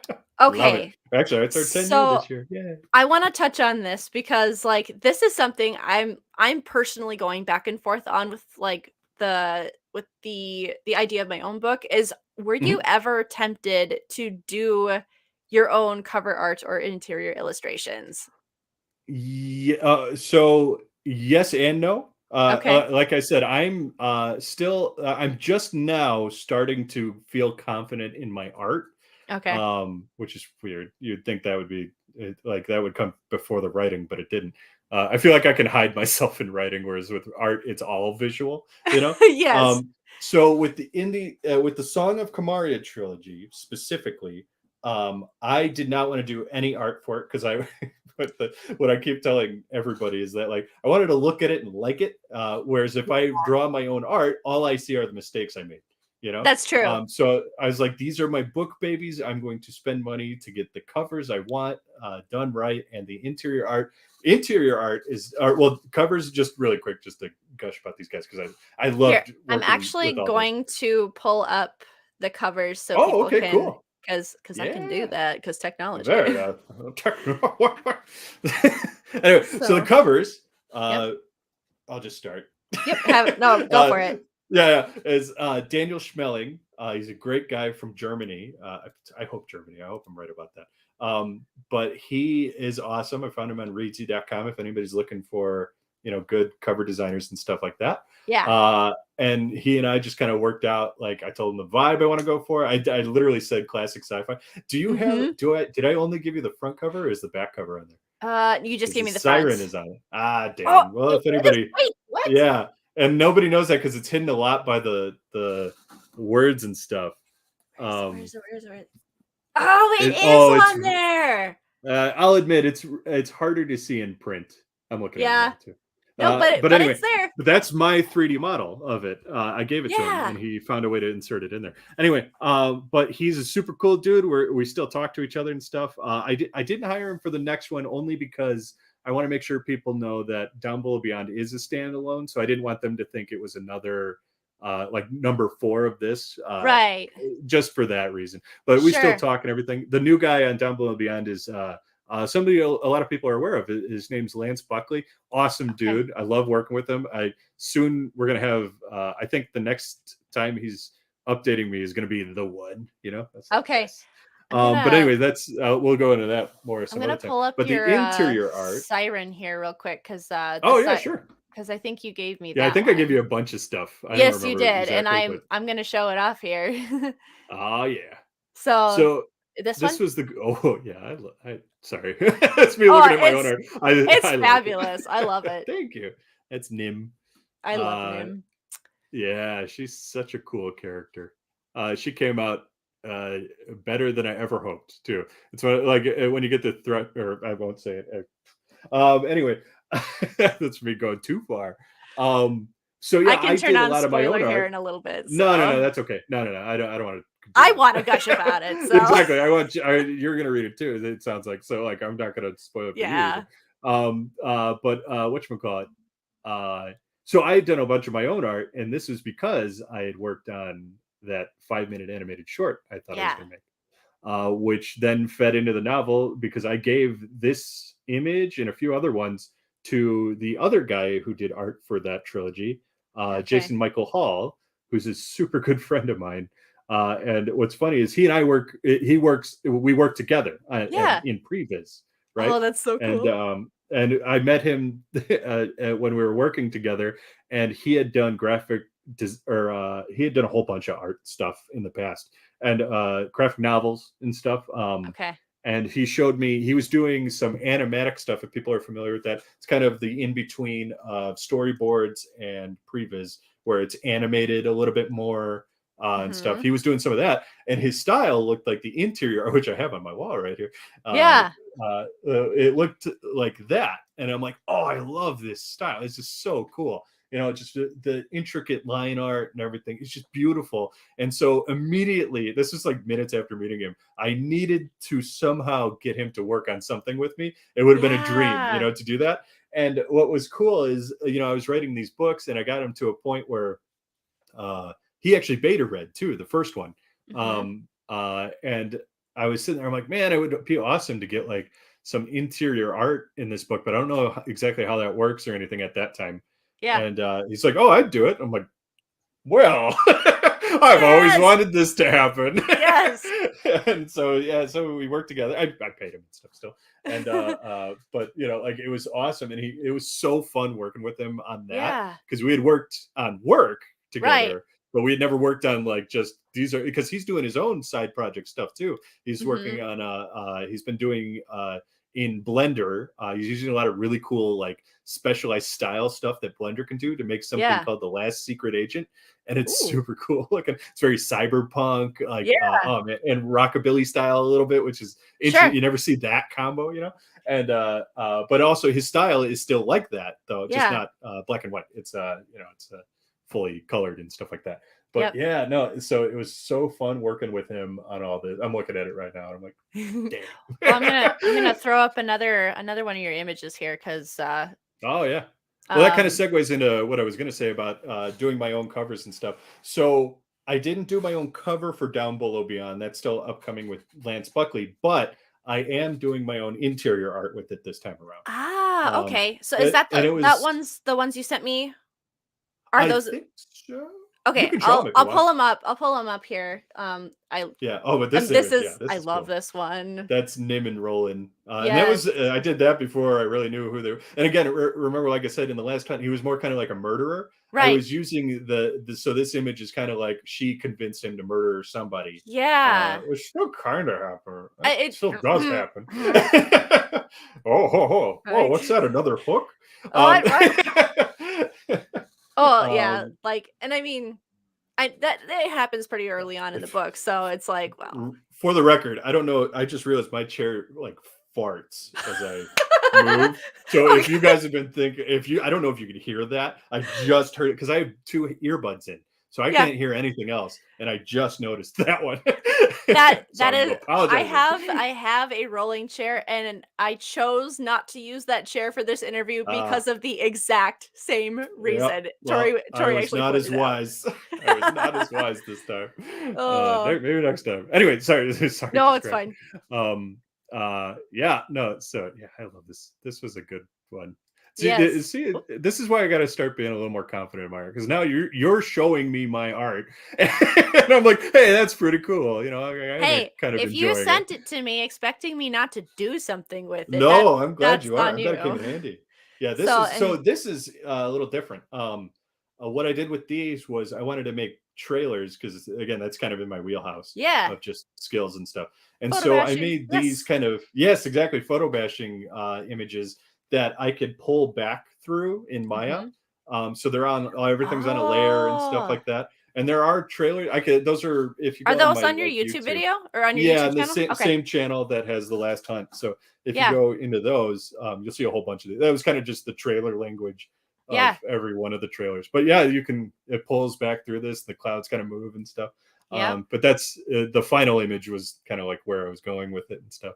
But Yeah. yeah, no, that's Eliana right there, and Yep. she's looking at the Camaria, all of it. Um, Yeah, so here we go. Here's some down below beyond. So I drew so this. okay, Um, okay, I thought you did, and that's yeah. And what's kind of cool about this is I had shared some of the earlier art I did Mhm. for this book, and it was never like an intention to put it into the book.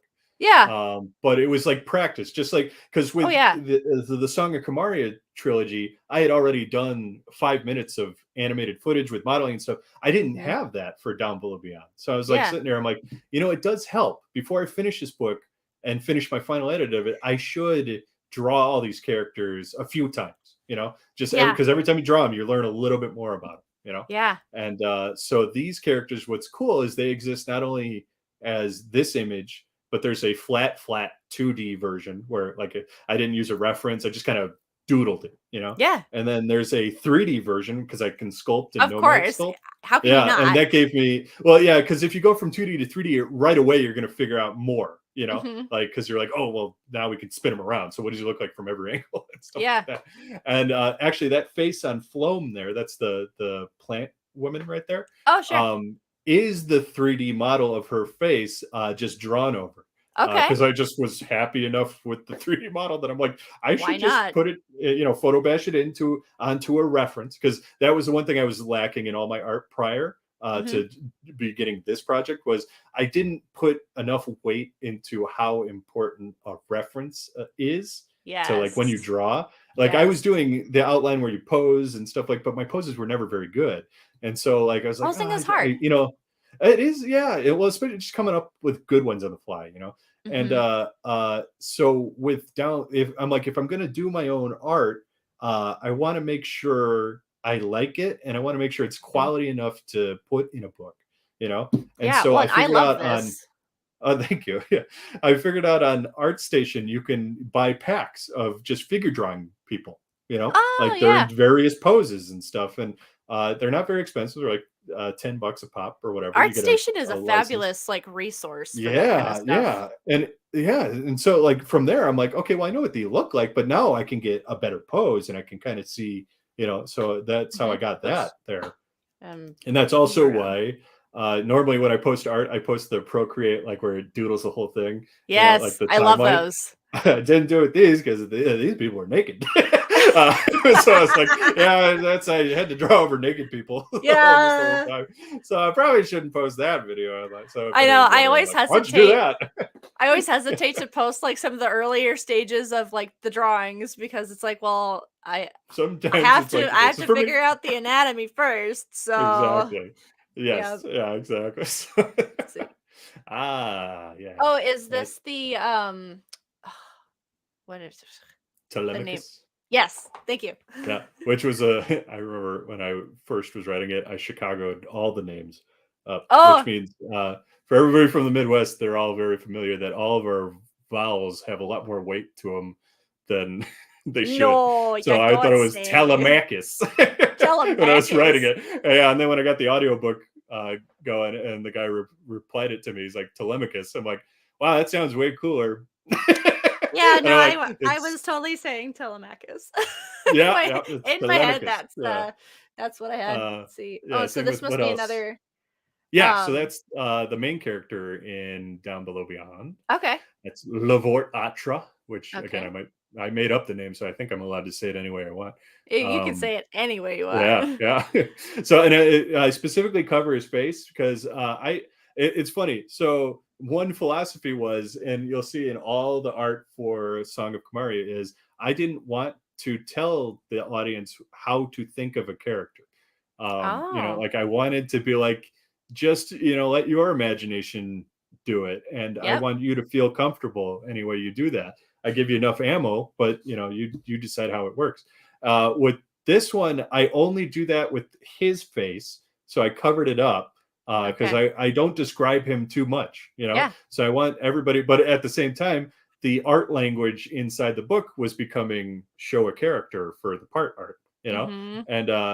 and also I've discovered with this kind of sci-fi where there's a lot of different alien species and stuff, it's actually kind of I feel like the readers have responded well to seeing them Yeah. because my imagination here might not come across all the way. So Sure. it's having just little images of like, oh, like the last one you just showed, the big guy, the reptile looking guy. Yep. A lot of that stuff might get lost between you and I, when I'm talking Oh about it. yeah. So I feel like it's almost worth it to just show you this time around, and Yes. but I leave out just the face of the main character. So, like, Where I don't that's touch interesting anybody that else. you talk about that because, like, for Mhm. me, like, being an artist first and then wanting to dive in and write a book, I didn't want to start my book until I had done, like, concept art of all of my characters and, like, Ah, some environment scenes, and it's like once yes. I had the visuals, then I felt like I could start. Oh yeah. No, and I think that's awesome. I think that's a great way to do it. It's almost like pre-outlining, Yeah. where it's like you're just well, it's previs essentially, pre-conceptualizing, Yeah. and where it's like, okay, I have all these now. Now how do they work together? And that's Yep. pretty much how the Song of Kamaria works. So yeah, that's a great way to do it. Yeah. Like it's Oh, this yeah, is and this is fantastic. Daniel Schmeling again. But Yep. this is so what's cool about this cover, really quick, is that he misunderstood what I wanted and then made this. And I'm like, well, that's really That's cool. really cool. I'm like, I'm not going to say you were wrong and you misheard me because I think this is so cool. I never asked for a physical bird to be on the cover. I wanted the Okay. canyon to be shaped like a bird. That's why I kind of was coming into Ah. a canyon. And he misunderstood that a little bit, or either he misunderstood it or there was no way to actually accomplish that without looking super weird. Yeah. Um, and I think I wanted the shadow still to kind of come across on the floor, encompassing Kate and Nella there. And Okay. so he misunderstood me, and he drew this awesome looking bird with three. And I told him to give it a third eye because I'm like, okay, we can use this as a metaphor for two different things in that novel. And I'm like, Okay. that's really cool. And the way he made the wings and stuff, I'm like, yeah, we're just gonna go with what you came up with here, man. I gotta read So it now. I gotta read it oh now. yeah, I love it. I feel like it gets less love than the other two, Sure. but On the Winds of Quasars is kind of the novel I always wanted to write. Okay. And because it's kind of a mystery, I never thought I could kind of pull it. I don't know if it's well done as a mystery, that's up for the Sure. reader to decide. But it was something I didn't know I could do it all, so I did it, and then I was like, Yeah. okay, cool. This came out Well, better than I could have hoped, of the but it 3 was cool. covers, like, this is probably the one that, like, grips me the most just because you Yeah. have, like, that sense of scale. Yes, Like, I it's agree. Yeah. so, um And just the moons in the background too. You did a good job, man. yeah. Like, yeah, I agree. This is probably my favorite. But what's funny about the third one? I don't know if that's the next image for a threshold. It's let's see, I right don't here. know. Yeah, that one. The reason this cover is cool is because after you read Quasars, you're afraid to pick this book up. you're like, oh man, and that's what Well, everybody said. Because even, they're like, like, you think oh of, like, wow, color psychology, the first 2 are, yep, like, very blue, very hmm, serene, kind of calming, and then you have, boom, jagged yep. shapes and red. I went for maximum. I'm going to scare you now. Yes. You're going to be worried reading this book. And what another sadly slight misunderstanding, but it worked out on the Quasars cover is I actually asked for it to be yellow, kind of like so you kind of have like a Ah, green, yellow, red. This was yeah. more like a stoplight kind of thing. Mhm. And I'm kind of glad he either said no, that's dumb, or he didn't understand me, or he just ignored it, or whatever. But it worked. Let's put it this way: he did right. Like he did and that's what I love your talking covers. to.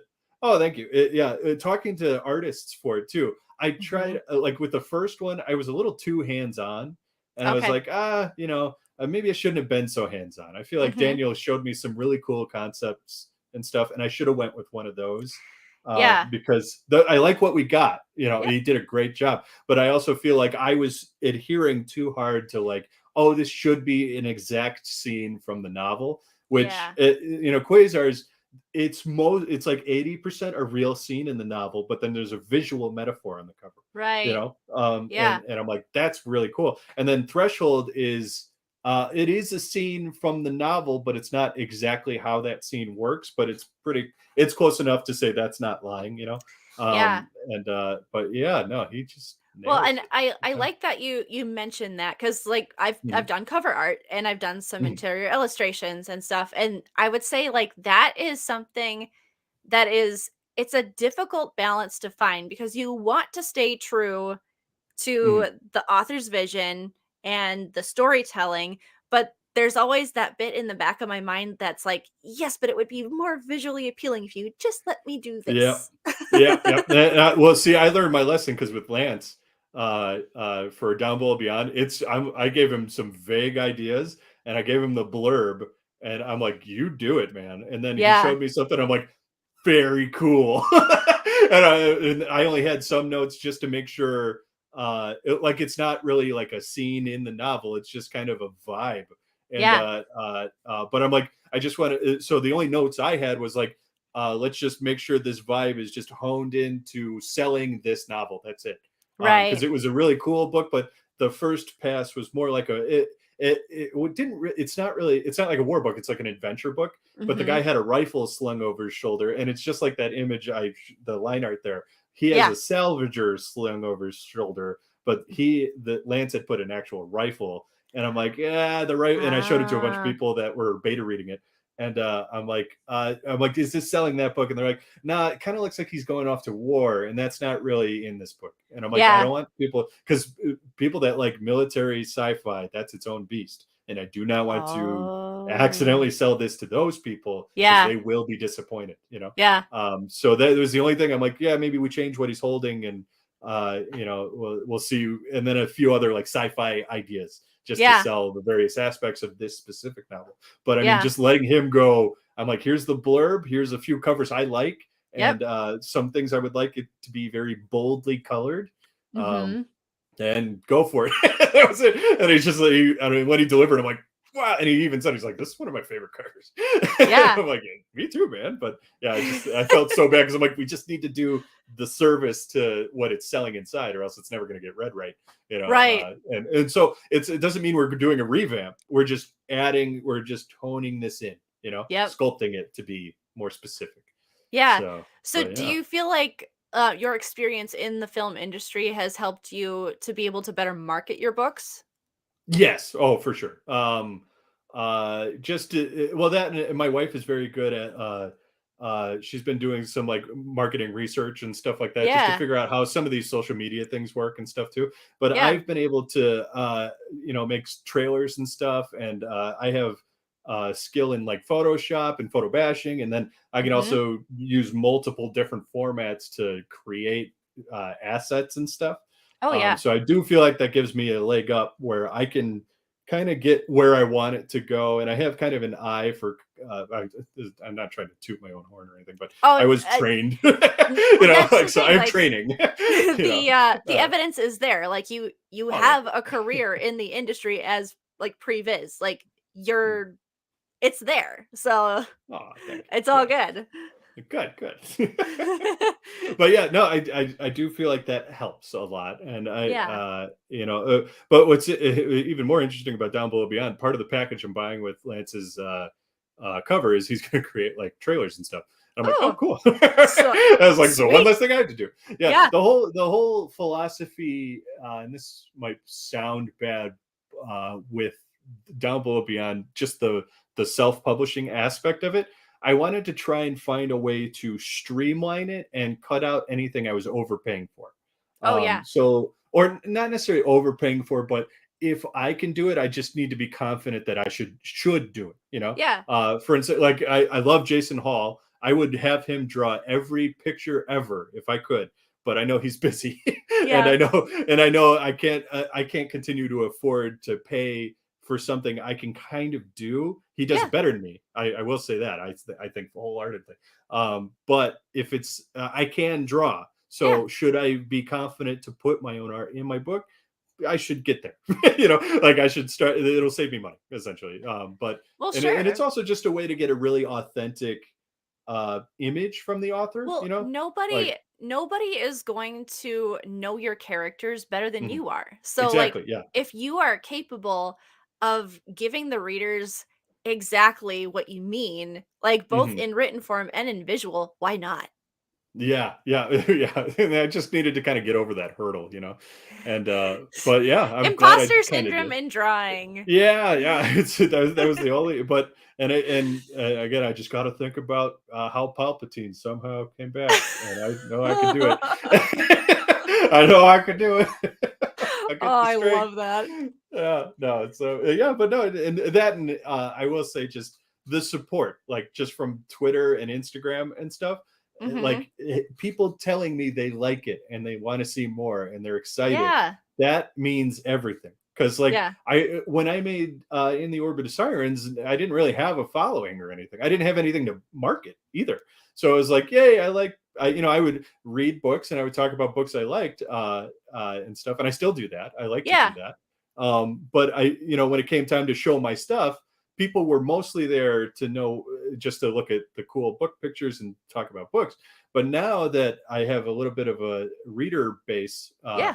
like people, when I put art out there, it actually feels like people are seeing it now, and Yeah. and they like it, and I'm like, whoa, this is it's a drastic difference from when I first got started to like book 4, and people are like, oh, I can't wait to read this, and I'm like, oh my gosh, I didn't think I'd ever get here. Like Yeah. it's very, very encouraging, and just to every reader out there, if you like a book, and especially if it's self-pub, Mhm. and you're like, oh, should I tell the author? You should, because it will, like, It 100%. 100%. Yes. Yeah, like it'll Yes. encourage them to do more. Like I'm doing my own art now, like because Mhm. people encourage me.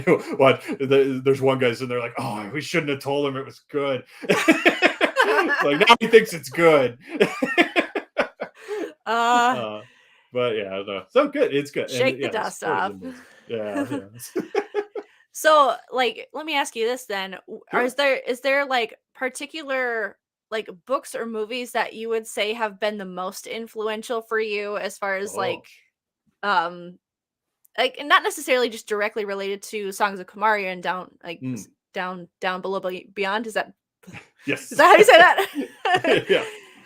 Yeah. But yeah, like the whether it's sci-fi or fantasy or anything, like what are the visual things that you always come back to for like inspiration or story or whatever? Okay. Yeah, this is a good question. I like it. So The Song of Kamaria and Down Below Beyond are a little bit of an answer to I've always wanted to see this, Ah, but I okay. have not seen it. Yeah. And it's one of those things too that like the technology wasn't always there in the past. So like the best examples I can give of things that really inspired me and helped and like just that I like to see. Mass Effect is a giant one. That Okay. original trilogy of video games, and it's so funny. I had read an article a long time ago saying like Mass Effect might be the most important sci-fi thing ever made, and I'm like, that's a tall claim. And then I read the article, and I'm like, you're right. Like because I'm not only I'm making decisions that matter, but I'm also seeing a bunch of different aliens, and the budget for that did not exist for a TV show. Yeah. It existed in books, but you couldn't see it with your eyes, right? Right. So like it was important, and it's great. It still holds up. I'm replaying them all. Anyway, that's enough about that. Mass Effect is awesome. Guardians of the Galaxy was a fun one too. I just like Oh, the yeah. how fun they can have and I what love rules the you're banter allowed of to that just. movie. Oh yeah, yeah. You know, it's even better than the movies, and this is coming from me. I should be biased to the movies. The video game recently made by I think Square Enix Yeah. or Crystal Dynamics. Uh, Amazing. It's the best version Really? of those characters. Yeah, and it's got oh my god, it's got. I've never had a game like punch me in the gut like Yeah. emotionally. And Huh. I was not expecting it in Guardians of the Galaxy, the video game. And so if you guys like video games, play I'm gonna that have to one. check Like, that out. I think it won best like writing of the year it came out, Okay. and it earned it. Like I'm like yeah, so that was a giant one. And the what's interesting is the characters that like the version of those characters that they went with are theirs. Like Mhm. it's not, they're a little bit like the movie ones, but they're also a little bit like the comic book ones. They Yeah. have some of the history of the movie, but some of the history of the comic books in it.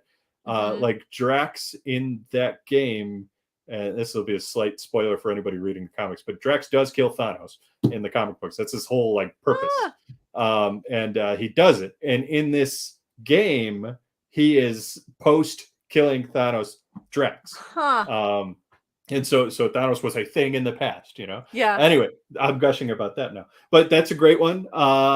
Farscape is another one. Farscape. Like I said, that was it. What's cool about Farscape is you got the Jim Henson Muppet Yeah. type stuff, which is always amazing. I always love that. And although it's you could tell it's a puppet, but I don't care. Like Oh, I was like, it's a crazy, awesome puppet, they're Especially fabulous. I love yeah, it. especially there's like I said, my favorite alien of all time, uh, from anything really, I think, is Pilot from Farscape. Okay. And if you watch it, people might agree. He's this weird big thing with a bunch of different arms. He helps control the ship, but the ship is also kind of alive. So it's more Mhm. like a symbiotic relationship with it. And Yeah. he's from, oh, I don't know if I think I just turned it down or something. I heard a beep in my Uh, ear. Anyway, you can hear me. we're good. Yeah. Yep.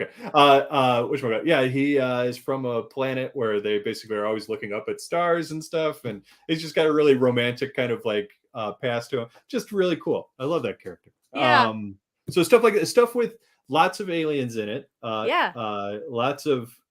But also, if it can tell, and it's kind of like that video I posted, right?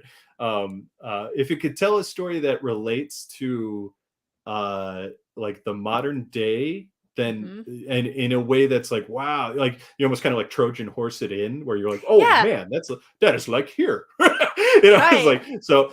This goes more into books though, and I've talked a lot about it on just so I sound like the biggest fanboy ever. But my favorite book of all time is there's two of them. They're pretty much tied, but one gets like just an edge better because it entered my life in 2020 and it couldn't have been more perfect timing. Oh, A Deepness in yes. the Sky, that one there, and Okay. A Fire Upon the Deep. They're Okay. both from the Zones of Thought trilogy, which should be a quadrilogy, but he didn't ever make a fourth book. And he's like 80 now, and I don't think he's going to do it. And it's been like 40 years since that last one came out. So I One get of the vibe those. of his, yeah, I don't think he's going to make a fourth one. But those first two, they're standalone enough. You really don't need anything more than Sure. that. Those are great because they kind of opened my eyes to like uh, just how unique you can do aliens and Yeah. still like have it come across and still, but still make it relatable to people. So Mhm. like in A Fire Upon the Deep, just to hook people because it doesn't get talked about enough. In the beginning couple of pages of the book, you think you're reading about two people with really weird names that are witnessing like a spaceship go down. And as the pages or the words kind of keep coming, you're like, this isn't like a normal person. What am I reading about here? Yeah. And then you realize, like a couple, like maybe a couple pages later, that one of these two people have, or it's two people, but as a person, they are a pack of dogs, like a hive mind pack of dogs. Huh. So one person is five dogs, and one other person is five other dogs, and they operate like a human kind of. But it's so like, and it's told in a way you understand, Yeah. and you're like, whoa, okay. Like, And for a little as bit, you're you're like kind of put describing off. that, yeah, I don't Right. even know how, Yeah. like, that would work how that would work, but it's definitely It's cool. different. They're not like normal dogs, they're alien dogs on a Yeah. distant planet or whatever. But like the rules, though, there are very firm rules with how these things work. So they have to be close to each other at all times. If one strays too far, it kind of goes insane and leaves, and it leaves the rest of them dumber. Okay. And so like, but if you were to walk into a room with a bunch of other ones, if they get too close to each other, that's a huge problem. And Yeah. so something like combat is really weird because it's chaotic. Things are Pieces of them are dying, and Yep. then they're going half insane during that and stuff. And then after a battle, strays of various packs will kind of insert themselves into other packs, and it's a problem. But they meld, and it might be a bad thing. Like so stuff like that. I'm like, dang, this is. It sounds preposterous, like when you Yeah. first get into it. But if you just let your mind kind of wiggle it out a little bit, he makes it work. You know, Okay. uh, and that's Werner Vinge is the author. And then Deepness in the Sky, the reason is my favorite of all is because it entered my life in 2020. Let me tell you if this tell me if this sounds familiar. It's about two competing races of people that go to a thing called the on-off star. So it's a star that can turn itself on and off, and it does it every X amount of years, something like that. The Okay. one is called the Emergent Fleet. They are a post-pandemic society that loved the virus. They Oh. praise the virus. They say praise the plague and stuff like that. They carry the virus. So that when they meet up with this other team or other group of people, they have nice conversations, but they always anticipated taking over this area, right? And so they know, okay, let's have a peace talk. They know the moment they walk in there, they expose everybody to the virus, and they're using it as a weapon. So in the chaos of everybody getting sick, they just sweep in and take over everybody. And then it was like, I don't know, if you read it in a post 2020 world, Right. it was very like, wow, this is very interesting. Yeah. Like because this book was written in like 1990 something, I Yeah. think, or 1985 maybe. Mhm. And it's also, if people have read talking about books, Children of Time by Adrian Tchaikovsky. I hope I'm saying that right. It's about, that's got uplifted spiders in it. Yeah. Deepness in the Sky also has something like that. It's a little like the dogs I described in the other one, where Mhm. they're kind of played as just people.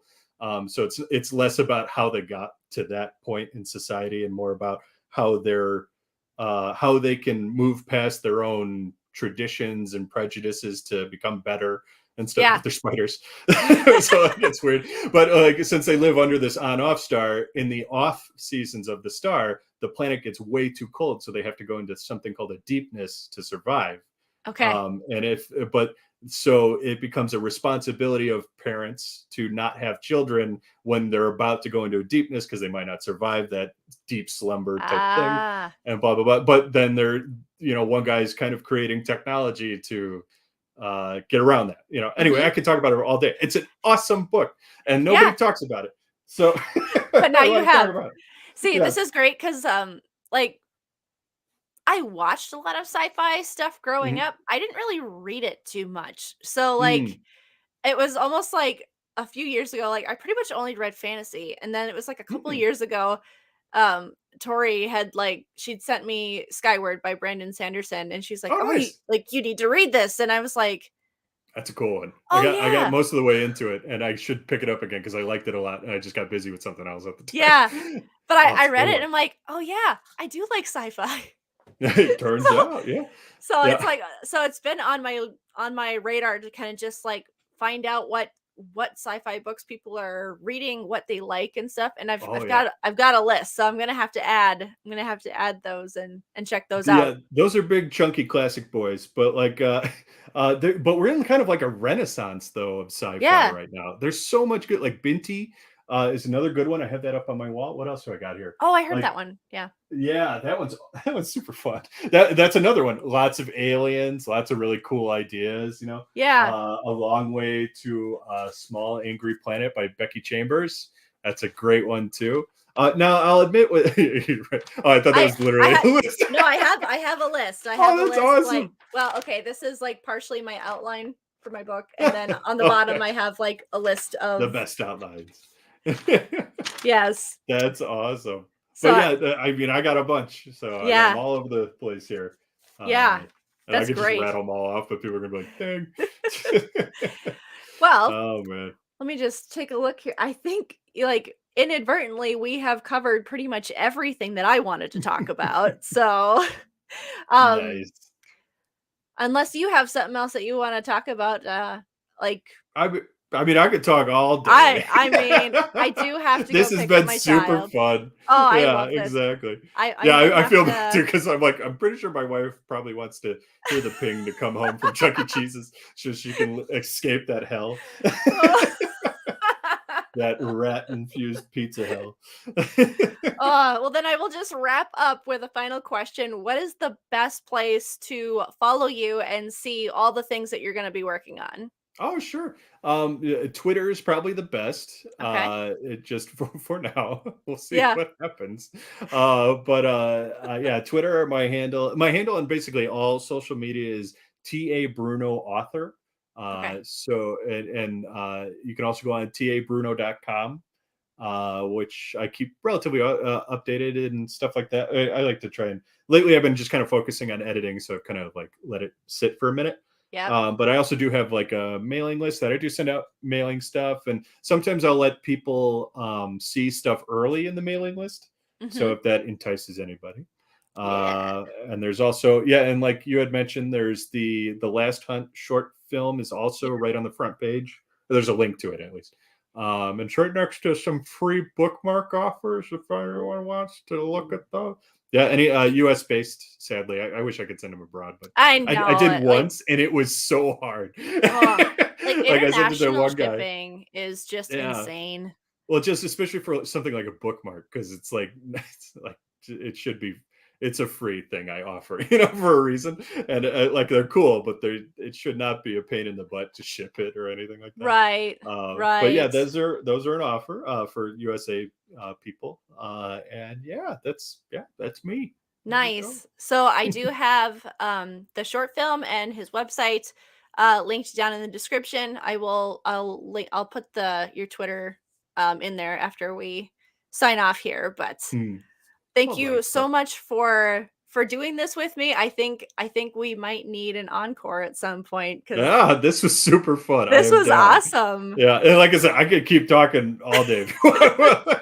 I rattle, I go off on many tangents. Oh, I Like I love said, it. that first book, not focused. I wonder how that happened. You know what though? But it's your debut. It's okay. Yeah, yeah, I had fun. So, and if that is your debut, I am psyched to read down below beyond. Down below beyond. Okay, Yes. that's I want to get the beyond and It's got like below switched around.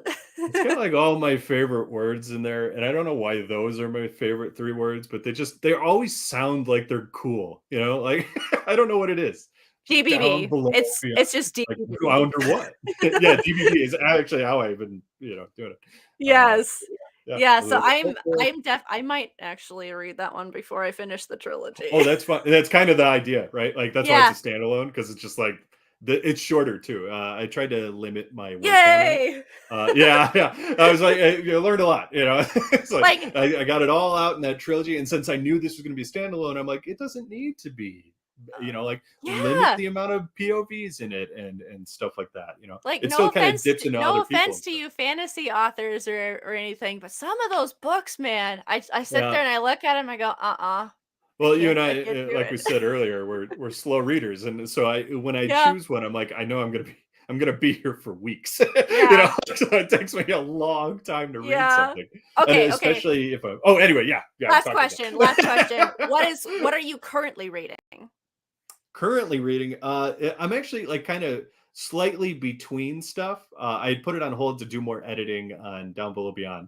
Okay. But I picked up a few books. I picked up Elder Race by Adrian Tchaikovsky and The Builders by I got these both on my desk right here.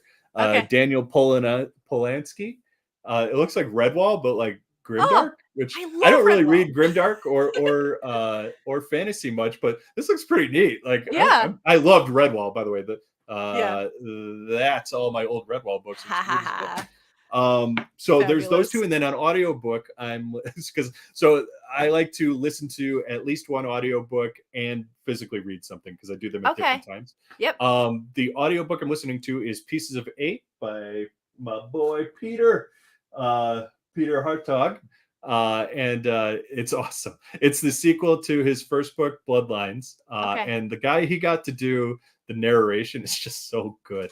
Like I highly recommend it. It's Yeah. super fun. It's like an urban supernatural sci-fi. I think that's the way I can. It's kind Yeah. of a genre bending thing. Yeah. But yeah, those are what I'm reading right now. Awesome. So Okay. I really do fun. have one last request. Can Sure. can we see your puppy? Can we pet the dog? I want to see the dog. Oh yeah. Come here, Claire. Oh, she's like, wait. It's She like, ran off. no, I think everybody just came home, so she's like, that's no, hold on. okay. Next We got time. Next time. All right. oh, you see her though. Oh Yeah. here. I'll Aw. move out of the way. There There she she is. is. She's like, all right, I'm ready to go. Awesome. All right. Well, thank you everybody for joining us, and thanks Yeah. for keeping us busy in the comments. I'm sorry I neglected the comments a little bit, but That's my fault. no. I Hey, apologize, everybody. it's great. I'm This sorry is about your all this. this is your moment. You have the floor. You can talk as much as you want. All right. Thank you Oh boy. everybody, and we will see you in the next video. Bye, everybody. Bye. Oh, thank you so And much. That was so fun.